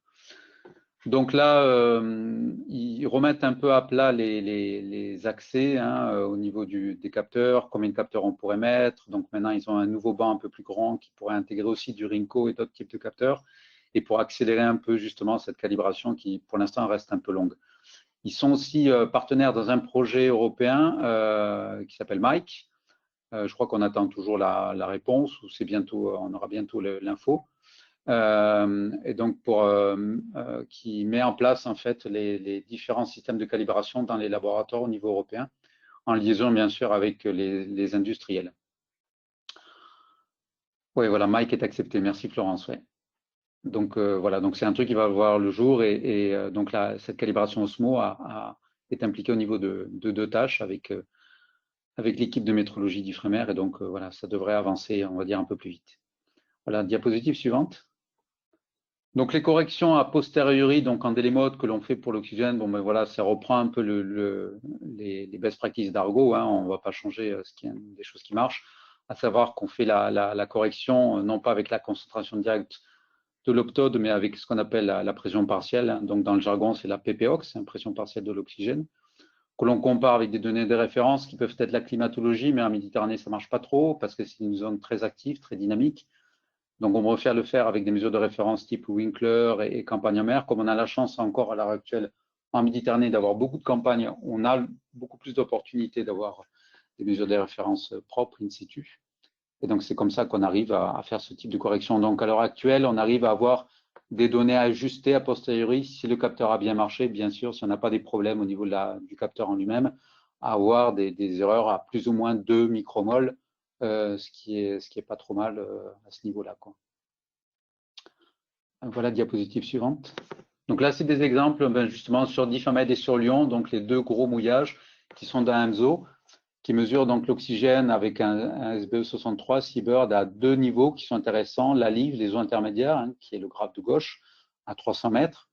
Donc là où en Méditerranée, on a un petit, ce qu'on appelle un minimum d'oxygène, hein, c'est pas une OMZ, mais c'est un minimum, parce que c'est une eau qui est formée dans le bassin Est et qui circule jusqu'à l'Ouest et qui subit plusieurs apports de matière organique et donc des activités bactériennes fortes à cette profondeur-là, donc une respiration assez active. Et donc, quand on n'a pas de mélange profond qui atteint 300 mètres, ben, chaque année, on perd à peu près entre 1 et 2 micromoles par an à ce niveau-là. Comme on sait qu'en Méditerranée, ben, la convection commence à ralentir, moins efficace, une stratification très forte. On suppose, et on l'a écrit dans quelques papiers à ce niveau-là, avec les climatologues, que si on n'avait pas de convection très active, d'ici 25 ans, on atteindrait dans les eaux intermédiaires, au moins dans le bassin ouest, des seuils d'hypoxie, c'est-à-dire à peu près en dessous de 40 à 50 micromoles, ce qui commencerait à avoir un impact sérieux sur l'écosystème. Et puis dans les eaux profondes, donc colonne de droite, graphe de droite, où on a donc aussi une diminution qui se voit, donc moins impactée au niveau du bassin de la mer Ligure par la convection, parce que des eaux plus stratifiées, donc ce qu'on voit au cours du temps, ben voilà, c'est une lente dérive, lente diminution dans les eaux profondes à 2000 mètres. Et là, donc les courbes de couleur, c'est les données corrigées, et les points noirs, ce que vous voyez, ce sont les mesures Winkler faites tous les mois au niveau du Diffamed. Donc on corrige à la fois de l'offset, mais aussi un peu de la dérive. Diapositive suivante. Donc là, je vais aller un peu plus vite. Donc c'est pareil au niveau de Lyon. Vous voyez que dans les eaux intermédiaires à gauche, c'est plus actif, hein, il y a beaucoup plus de mélange.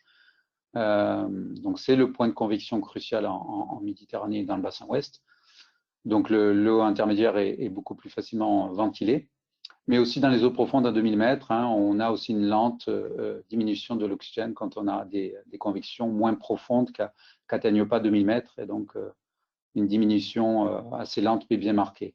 Là, le point différent critique qu'on a sur Lyon, c'est qu'on n'y va qu'une fois par an pendant les grandes campagnes annuelles, et donc on a un suivi, un Winkler, vous voyez, qui est un peu moins bon.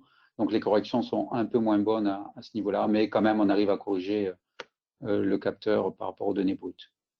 Voilà, diapositive suivante. Donc au niveau des données, donc on est assez à jour à ce niveau-là. Donc c'est voulu par OceanSight et EMSO, hein. On a un cahier des charges par rapport à ça. Donc on a à la fois donc les données qui sont corrigées donc au niveau de Cyanoe. Là c'est un exemple avec la database Diffamed avec un DOI.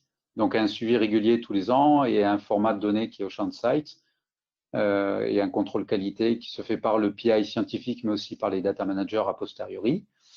Et puis donc les campagnes en mer qui sont gérées au niveau du SISMER. Là aussi pour Diffamed, on a un suivi régulier avec les données profil mais aussi des données bouteilles avec un contrôle qualité et un DOI. Et puis l'avantage qu'on a sur ces deux sites, c'est surtout le référencement assez rapide et automatique des papiers qui utilisent ce type de données. Voilà, diapositive suivante. Donc au niveau des best practices, donc, il y a eu tout un travail qui a été fait, je l'avais dit déjà par Argo, par Jericho, avec l'édition d'un premier white paper hein, qui est issu d'un deliverable. On a aussi un deliverable, comme le rappelait tout à l'heure Florence, d'aussi d'Emzolink. Hein, Ifremer a beaucoup participé là-dessus avec nous, sur un best practice qui a été délivré en avril 2019. On a eu un meeting à Brest qu'on a fait en commun avec Argo, avec Emzo, Jericho, justement, qui a été intéressé par la donnée, pour justement la mise en place de ces calibrations et de ces procédures de multipoints, notamment avec les capteurs, les optodes. Donc il y a eu un papier qui a été publié par Sophie Van Gans, qui travaillait à l'Ifremer, laboratoire de métrologie, justement, que vous pouvez encore voir et qui donc fait tout un point sur les mesures sur le long terme à partir des données fixes de mouillage. Donc là, avec Dominique, avec la communauté EMSO, OceanSight, on va mettre à jour ces best practices, hein, parce que la communauté globale est un peu moins au fait des mesures de best practice et des mesures d'oxygène. Vous l'avez vu dans la première slide, hein, il y a très peu de gens qui font vraiment de la mesure d'oxygène sur les mouillages. Donc pour ça, il y a un prochain meeting que j'ai prévu de faire en avril 2021, et reporté à cause du Covid aussi. C'est un deliverable qui était prévu pour décembre. Donc, il va revenir un peu les deux communautés et sur lesquelles voilà, on va faire un peu l'harmonisation de ces best practices pour tous les variables. Mais le point chaud, ça sera vraiment la partie BGC, la partie oxygène, qui réunit un peu tout le monde. Mais donc, où là, il faudra que les gens s'accordent sur les recommandations que déjà au niveau européen, on a commencé à mettre en place. Mais voilà, il faudra que la communauté globale s'empare un peu du sujet. Et puis mettre à jour aussi les métadatas avec JCOMOPS, hein, qui a aussi des mois affichés dans ce deliverable avec moi. Donc, il va permettre pour le niveau global de mettre à jour toutes les données mesurées par oxygène sur des mouillages fixes, hein, mouillage et puis bouée, qui seront visibles donc sur OceanOps. Voilà, j'ai terminé pour la présentation. Si vous avez des questions.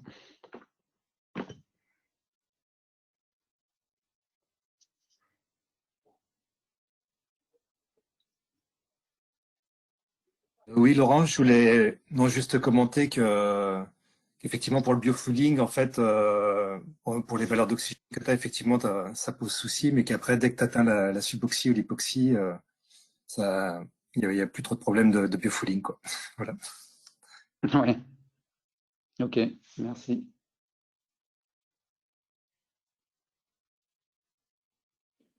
Moi, j'avais une question, Laurent, sur un peu la variabilité des mesures d'oxygène par Winkler là, que vous avez sur les deux sites. Elle est liée à quoi, en fait? C'est lié plus à des phénomènes de convection ou d'approvisionnement en eau oxygénée diverses ou pourquoi c'est pas plus stable que ça?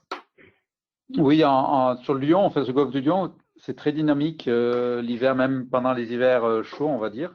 Mais ils ont quand même une convection qui descend à 300-400 mètres. Donc, du coup, c'est très dynamique à ce niveau-là. Alors qu'à Diffamed, à Mer-Ligure, on a vraiment, pendant les hivers chauds, des convections qui sont à 100 mètres. Et elles n'atteignent pas souvent les eaux intermédiaires. La dernière grosse qu'on a eue, c'était en 2018. Et avant, c'était 2012-2013. 2 hivers froids consécutifs. 2018, dernier hiver froid. Et voilà. Et donc, c'est pour ça que ce niveau-là est intéressant parce que ça va être sur la mer Ligure, quand rentre l'eau intermédiaire, la Live, qu'on va avoir les premiers signes en fait de diminution de cet oxygène. Donc c'est pour ça qu'après, au niveau de la qualité, enfin au niveau de la mesure, on n'a pas les mêmes choses. Et puis c'est aussi dû au fait, comme je disais, que sur Lyon, on n'y va pas, étant donné que c'est à 80 000 des côtes, on y va beaucoup moins régulièrement, quoi. Donc on loupe en précision et en qualité, je veux dire, de mesure, quoi. Même si les capteurs sont intercomparés tous les ans, s'ils sont nettoyés, c'est ce qu'on recommande aussi après l'intercomparaison, de bien nettoyer les capteurs, notamment la salinité, mais qui va induire la mesure d'oxygène. Malgré tout, et qu'on fait un changement régulier, donc à chaque fois on a 4 capteurs, 2 à l'eau, 2 sur étagère, prêts à partir. Mais malgré tout, voilà, on a.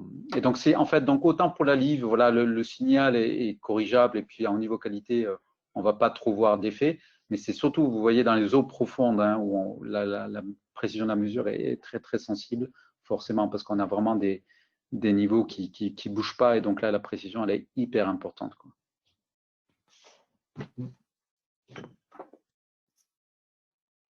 Je peux poser peut-être une autre question là, parce que tu as parlé justement de ces histoires de dérive de mesures de salinité là. On est d'accord que c'est pour la correction de salinité des octodes, hein, c'est ça le… Oui, parce qu'en fait, quand tu mesures sur les microcats, donc tu as tout intégré, tu as la température, salinité, oxygène, et quand tu dérives, quand tu calcules l'oxygène, il prend en compte les mesures de salinité. Donc si tu as des mesures de salinité qui sont mauvaises, forcément tu auras l'oxygène qui sera mauvais. Donc c'est pour ça qu'en même temps, on fait des mesures de salinité et qu'on fait tout d'abord, hein, maintenant, hein, aussi bien la salinité que l'oxygène. On va se mettre à faire bientôt du carbone à bord. Enfin, on fait déjà le pH aussi. Bon, bref, et donc du coup, on a besoin d'avoir aussi des salinités propres, bien sûr. Et c'est pour ça qu'en fait, dans ce type de capteur, c'est pas forcément l'octode qui va dériver au fur et à mesure au cours du temps, mais ça va être d'abord la conductivité. Et donc, si on n'a pas des mesures de conductivité propres, ben, ça ne sert à rien de faire des mesures d'oxygène avec ce type de capteur. Ouais.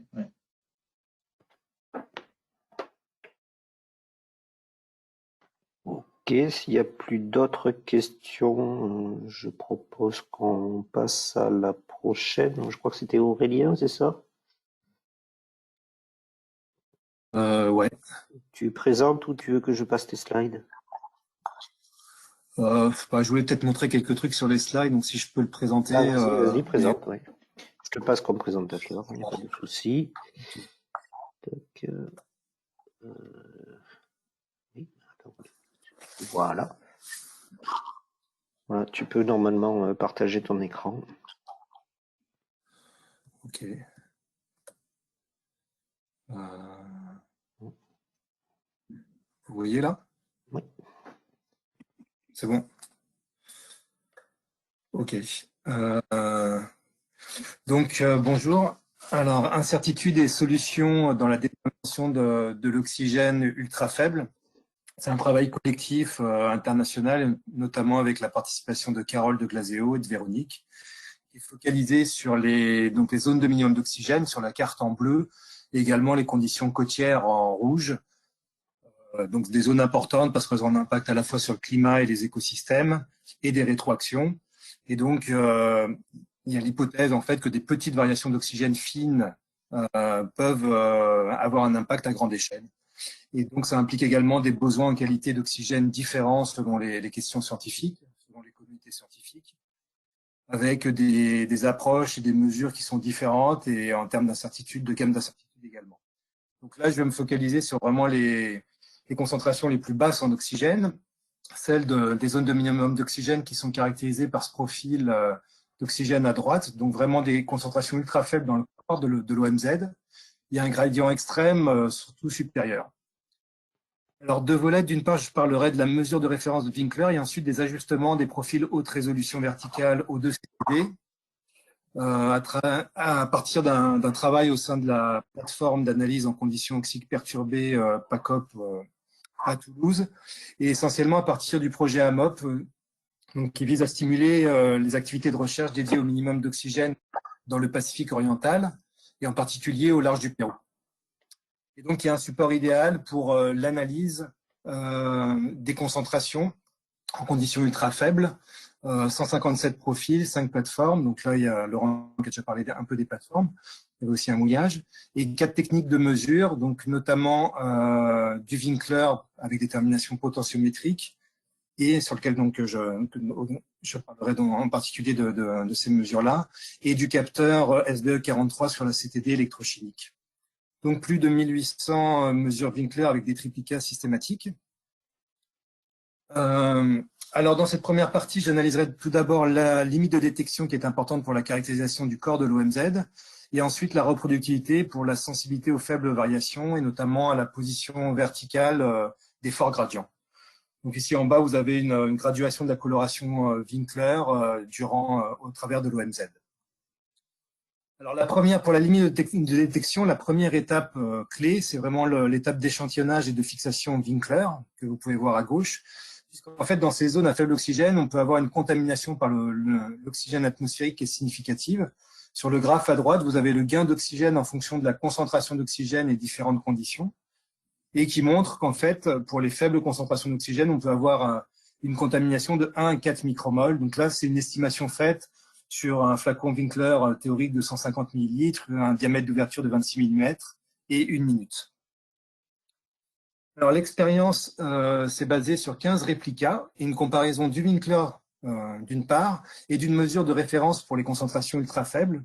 Donc ici le capteur STOX, Switchable Trace Oxygen Sensor, qui permet une limite de détection nano-picomolaire. Et quels sont les résultats? Donc, on a mesuré à la sortie de la Niskin la concentration moyenne d'oxygène pour les stocks, c'est autour de 0,6 micromoles par kilogramme, alors que pour la Winkler, elle est 3,2 micromoles en moyenne plus importante. Donc, la mesure Winkler, on voit bien qu'elle n'est pas représentative dans le corps de l'OMZ sous 4 micromoles, et qu'on a d'une part essentiellement une contamination durant l'échantillonnage et la fixation Winkler par l'oxygène atmosphérique de l'ordre de 3 micromoles, mais également à partir des mesures de STOX, on voit qu'on a un relargage d'oxygène par les polymères de la Niskin autour d'une demi-micromole. Alors, quelles sont les solutions proposées? On a travaillé sur une solution de remplissage et de fermeture des flacons Winkler immergés dans un récipient avec la même eau de la Niskin, avec un volume environ d'1 litre, et qui montre pour des concentrations assez faibles d'oxygène de bons résultats, une diminution d'un facteur 2 environ de la contamination. D'autres pistes, c'est d'utiliser des bouteilles moins contaminantes que les Niskin, par exemple des bouteilles haute pression, comme au MIO à Marseille, ou des hottes artisanales avec un gaz neutre N2 lors du prélèvement de la Niskin au flacon Winkler. Pour la reproductivité, alors ici, c'est un graphe qui montre l'écart type relatif à la concentration en fonction de la profondeur. Ce qu'on voit, c'est qu'entre 440 et 400 mètres, donc qui correspond à l'oxycline inférieur et un peu au corps supérieur, on a des valeurs beaucoup plus élevées qu'en surface, 50% plus élevées, et surtout 80% plus élevées que dans la partie inférieure de l'OMZ, du corps et du gradient inférieur. Donc, notre hypothèse, c'est que le remplissage pourrait être hétérogène dans la Niskin, dans l'OMZ supérieur, qui est plus soumise à une dynamique importante de l'oxygène. Donc, on a ces forts gradients supérieurs d'oxygène qui sont exposés dans ces zones-là à des effets de poiling ou de mélange, et donc par rapport aux couches qui sont beaucoup plus stables et inférieures, et qu'on préconise de privilégier pour l'échantillonnage. Passons maintenant donc à l'ajustement oxygène-CTD. Donc, tout d'abord pour les gammes classiques d'oxygène, en comparant des Duncast et des Upcast. Donc à gauche, vous avez un Duncast, donc qui part on part à 350 micromoles environ. Et quand on remonte avec l'Upcast, on arrive à 310 micromoles. Donc on voit par exemple pour des castes profondes d'environ 1h30, on peut avoir des différences en surface de plus de 50 micromoles qui vont se répercuter durant la procédure d'ajustement lorsqu'on fait la comparaison entre O2-CTD et O2-Winkler avec des outliers ici en rouge et où on voit par exemple la forte dispersion en surface. Et donc ça pourrait être spécifique aux régions d'OMZ dû à cette forte dynamique verticale de poiling, mixing, stratification, une variabilité temporelle extrême qui est liée au fort gradient vertical d'oxygène. Maintenant, si on va un peu plus profond à l'oxycline, on observe également quand on compare les Duncast, donc c'est ce qui est en bleu, par rapport aux Upcast en rouge, on a des spikes, des artefacts avec des concentrations négatives. On peut voir par exemple sur le graphe du milieu, et donc une oxycline qui est non représentée de manière optimale. Alors, ceci, c'est lié essentiellement à cette variabilité très forte de l'oxycline, et donc à une différence de potentiel dV sur dt qui intervient dans l'équation de l'oxygène que vous pouvez voir en bas, et qui est extrêmement négative ici, et qui est relié à ce coefficient tau20 qui est censé habituellement améliorer la représentation des variations d'oxygène, mais ici, avec des variations extrêmes qui peut amplifier des erreurs, surtout quand c'est associé à une thermocline aussi importante, donc une forte diminution d'oxygène, et si on a un petit décalage dans les temps de réponse entre le capteur d'oxygène et la mesure de la différence de potentiel qu'on peut voir sur l'équation. Alors, notre recommandation, c'est de travailler sur les Upcast. Alors, on sait qu'il y a des avantages et des inconvénients entre Duncast et Upcast. Les physiciens préfèrent les Duncast, mais l'Upcast permet à l'avantage d'avoir une donnée plus proche de la mesure Winkler et sans ajustement en densité, d'éviter ces spikes négatifs. C'est aussi un capteur plus stable avec moins de contamination en polymère. Alors, si jamais on doit considérer le Duncast, il faut prendre en compte cette variabilité en surface temporelle importante. Et donc, on préconise par exemple une prise de Winkler en début du Duncast, ou alors faire au moins 2 castes par station, au moins sur quelques stations, pour pouvoir estimer le biais entre l'Upcast et le Duncast, ou utiliser peut-être les biais des données des Duncast et Upcast bruts et les reporter sur l'Upcast calibré. Pour les spikes négatifs, on propose une formulation avec un tau20 à 0, mais qui va forcément lisser le profil, ou un tau20 initial qui est ajusté et qui est à déterminer, ou alors travailler sur la filtration pour obtenir une meilleure cohérence entre le signal d'oxygène et de température. Si on passe maintenant encore plus profond, donc au corps de l'OMZ, qui est important pour caractériser l'anoxie. Donc, comme l'a mentionné un peu Laurent, même des capteurs qui sortent juste de calibration chez le fabricant montrent des différences importantes. Là, vous voyez le circuit 1 en bleu, donc sur le graphe de gauche, et en vert le circuit 2 qui montre des différences de l'ordre de 5 micromoles. Et sur le graphe à droite, on voit que ces concentrations peuvent être négatives. Donc un offset significatif avec concentration négative, qu'on avait déjà aussi pu observer au niveau de l'oxycline, au niveau des spikes. Alors pour résoudre cela, on propose d'utiliser un ajustement avec une référence qui n'est pas le Winkler parce qu'on a vu qu'il n'était pas performant pour les concentrations faibles, mais plutôt basé sur des capteurs style Stox, Lumos et des limites de détection nano-picomolaires. Alors pour cela, on va identifier des castes et des gammes de profondeur qu'on assignera à 0, qu'on jugera associées à de l'anoxie. Et donc, avec 3 critères. Tout d'abord, les concentrations les plus faibles au niveau nano-picomolaire d'oxygène, ou si on a des évidences historiques d'anoxie ou une présence de H2S, par exemple. Deuxièmement, une cohérence entre l'upcast et le downcast et les différents circuits. Et enfin, là où on a le minimum de bruit, quand on regarde de manière fine, donc ici on a un écart type sur l'oxygène inférieur à 0,4 micromol ou sur le signal brut du potentiel inférieur au de volts. Aurélien, il faudrait quand même que tu essaies d'aller au message essentiel maintenant parce qu'on déborde. Ok. Donc pour la correction, on peut faire une correction donc d'offset ou linéaire. Par exemple, on peut avoir un drift en fonction de la profondeur ou exponentielle et on obtient dans ces cas-là une limite de détection, 2 ordres de grandeur meilleure. Voilà. Après, je voudrais juste dire sur la correction exponentielle est quand même meilleure. Il faut l'appliquer à la fois sur le downcast et l'upcast. Et en fait, on a un relargage des polymères qui dépendent du temps passé d'immersion de la CTD de la rosette, encore de Webster. Voilà, donc là, pour conclure, le Winkler, donc, qui n'est pas adapté pour l'oxycline et le corps. On a un ajustement sur le downcast qui est compliqué, puisqu'on a des profils vraiment différents par rapport à l'upcast et au prélèvement bouteille. Et ce qu'on préconise, c'est un échantillonnage donc, de toutes les masses d'eau, donc un peu classiquement, mais surtout dans les parties stables, les couches stables de l'OMZ, extrêmement profondes. Quelques triplicats éventuellement à l'oxycline pour estimer la confiance dans le positionnement vertical de l'oxycline et dans le corps pour les de la niskine. Et donc un ajustement de d'étape, un upcast classique avec un Winkler réduit pour les concentrations les plus fortes en oxygène et si on a des triplicales et de meilleure qualité. Et ensuite une deuxième étape avec une correction l'eau-oxygène. Voilà.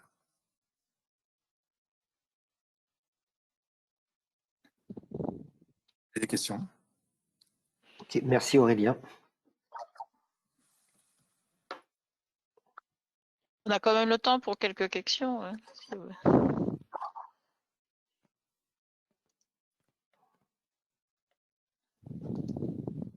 T'as un peu. Oui, moi j'aurais voulu avoir un petit éclaircissement. Oui, alors on voyait les profils de descente et de montée de l'oxygène, mais est-ce que j'aurais voulu voir en fait les profils de montée et de descente de la température et de la salinité, parce qu'en fait vous faites vos calculs d'oxygène dissous en utilisant ces valeurs de température et de salinité. Alors si elles sont décalées, peut-être que ça décale aussi le signal de l'oxygène. Alors là, je les ai pas pour les montrer. Je vais remettre j'ai un peu de mal avec. Non, donc il y a une partie, un peu comme a montré tout à l'heure Anne, effectivement, là où on voyait par exemple un décalage sur la remontée qu'on voit et aussi sur le signal de salinité. Mais dans notre cas, c'est pas le cas. On a vraiment les profils de descente et de descente et de remontée en température de salinité qui sont très, très superposables et pas d'oxygène. Ok. Et une dernière chose, le SBE43, il me semble, c'est un capteur qui est un petit peu ancien maintenant. Et Seabird a mis produit maintenant le SBE63. Est-ce qu'il serait pas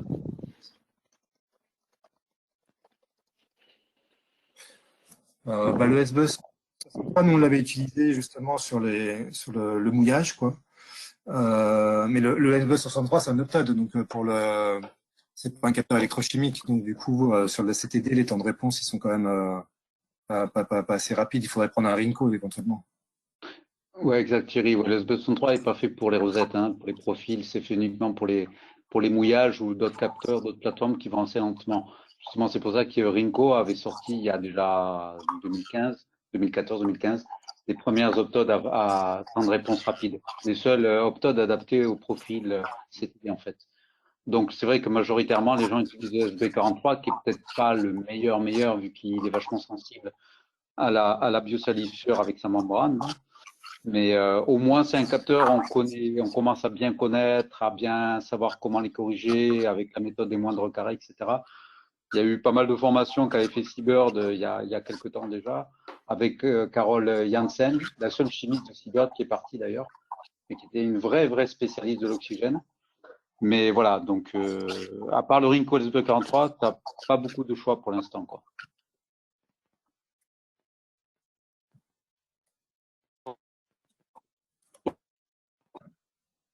J'ai une question, moi, en fait, Dans le paper, vous avez, toi Emilio, avez mis une box justement sur comment traiter les données Winkler et qu'est-ce qu'il faut faire pour les zones de très faible concentration. Et je sais que vous êtes en train d'écrire un manuscrit là-dessus. Donc, est-ce que il y a un draft qui a été soumis ou qui est prêt à être circulé ou... C'est pour toi, Aurélien, la question. Tu m'entends? Par contre, ouais, excuse-moi. Oui, pour les données, par rapport aux données Winkler, oui, il y a eu du coup un travail effectivement sur la contamination et actuellement le draft n'est pas soumis, mais il est en préparation. D'accord. Ouais. Je pense que ces corrections, c'est vrai ce que tu as présenté à la fin, on s'aperçoit qu'il y a quand même pas mal de choses à faire. Donc, ça serait bien que ça évolue en best practice pour que, quand on va construire l'Atlas, l'idée, c'est le World Ocean Atlas, si tu veux, des données qui sont vraiment côtières dans les ébus en dessous de 30 micromolaires, elles sont vraiment à prendre avec des pincettes. Donc, l'idée, c'est d'appliquer un traitement, de faire ce traitement pour avoir des données dans ces régions-là qui soient vraiment clean, quoi. Donc, c'est vrai qu'il faut que ça soit une procédure qui soit facile à mettre en œuvre de façon un petit peu systématique. Je sais bien que c'est difficile, mais je pense que, voilà. Donc, on aura besoin de vos efforts là-dessus. Alors, ce que je mettais pour moi, je pense qu'il y a peut-être d'autres questions, mais bon, on a pris un petit peu de retard. Virginie a récupéré l'électricité. Donc, cet après-midi, Sylvain m'a envoyé un petit mail, c'est moi qui ai oublié de le retirer. Finalement, il n'y avait pas grand-chose de nouveau à présenter par rapport à l'atelier qu'on a eu, mais il va dire quelques mots quand même pour les gens qui n'étaient pas présents à l'atelier de juillet 2019. Donc, on va gagner un petit peu de temps. Et puis, Christophe disait qu'il ne sera pas long non plus. Et on avait prévu 1 heure de discussion. Donc, je pense que si on reporte le talk de Virginie et celui de Laurent en début d'après-midi, c'est bon. La seule contrainte, c'est que Sabine doit partir à 3 heures. Donc, je pense qu'on arrivera à tenir toutes ces contraintes. Je ne sais pas ce que vous en pensez. On peut démarrer tout ce qui est côtier, Sylvain, Christophe et moi, et puis faire plus vite nos exposés, sachant que vous aurez accès au PowerPoint. Et puis continuer sur la suite. Et ensuite, on fera Virginie et Laurent. Ouais. D'accord. Ouais. Tu Ça es me va, disponible. ouais. D'accord, ok. Comme ça laisse le temps. Ok, super. Et Joël, tu as Christophe et puis Sylvain, vous avez envoyé vos PowerPoint à Joël? Non, je ne les ai pas encore reçus, mais ils vont me les envoyer. Moi, j'ai pas de PowerPoint, mais par contre, je vais parler un peu de ce qu'on a fait pour le white paper. Donc, du coup, je vais montrer un peu le plan qui a été redécidé récemment. Enfin, je vous en parlerai cet après-midi. D'accord, parce que ça en gagne du temps quand si Joël a les PowerPoint et Oui. qu'on n'est pas là à manipuler. Ouais. Et initialement, j'avais pas prévu de faire le PowerPoint, mais je suis en train d'en faire un très court, très succinct pour juste illustrer voilà, ce que je vais dire, mais ça va être extrêmement rapide et je l'enverrai à Joël avant 14 h. Voilà, bah, parfait. Donc, Christophe nous a envoyé là le mail dont il parlait tout à l'heure, Lagrange, qu'on va vous distribuer parce qu'il n'a pas la liste complète des emails. Donc, je vais faire ça entre midi et 2. Et Caroline aussi a envoyé un slide de comment on peut accéder nous-mêmes au CES Audatis, ce dont tu parlais, Sabine, tout à l'heure. Donc ça, je l'ai envoyé à Julie en fin de discussion aussi. D'un midi, on est juste dans les temps, sauf qu'il nous manque 2 présentations, mais on a peut-être... non, mais bon, ça met toujours du temps à se mettre en route le matin. Peut-être qu'on peut remettre tous nos oui, photos d'écran. je fasse une copie d'écran comme ça. Véronique, il faut que tu relèves un peu. Voilà. Voilà. Que ton menton.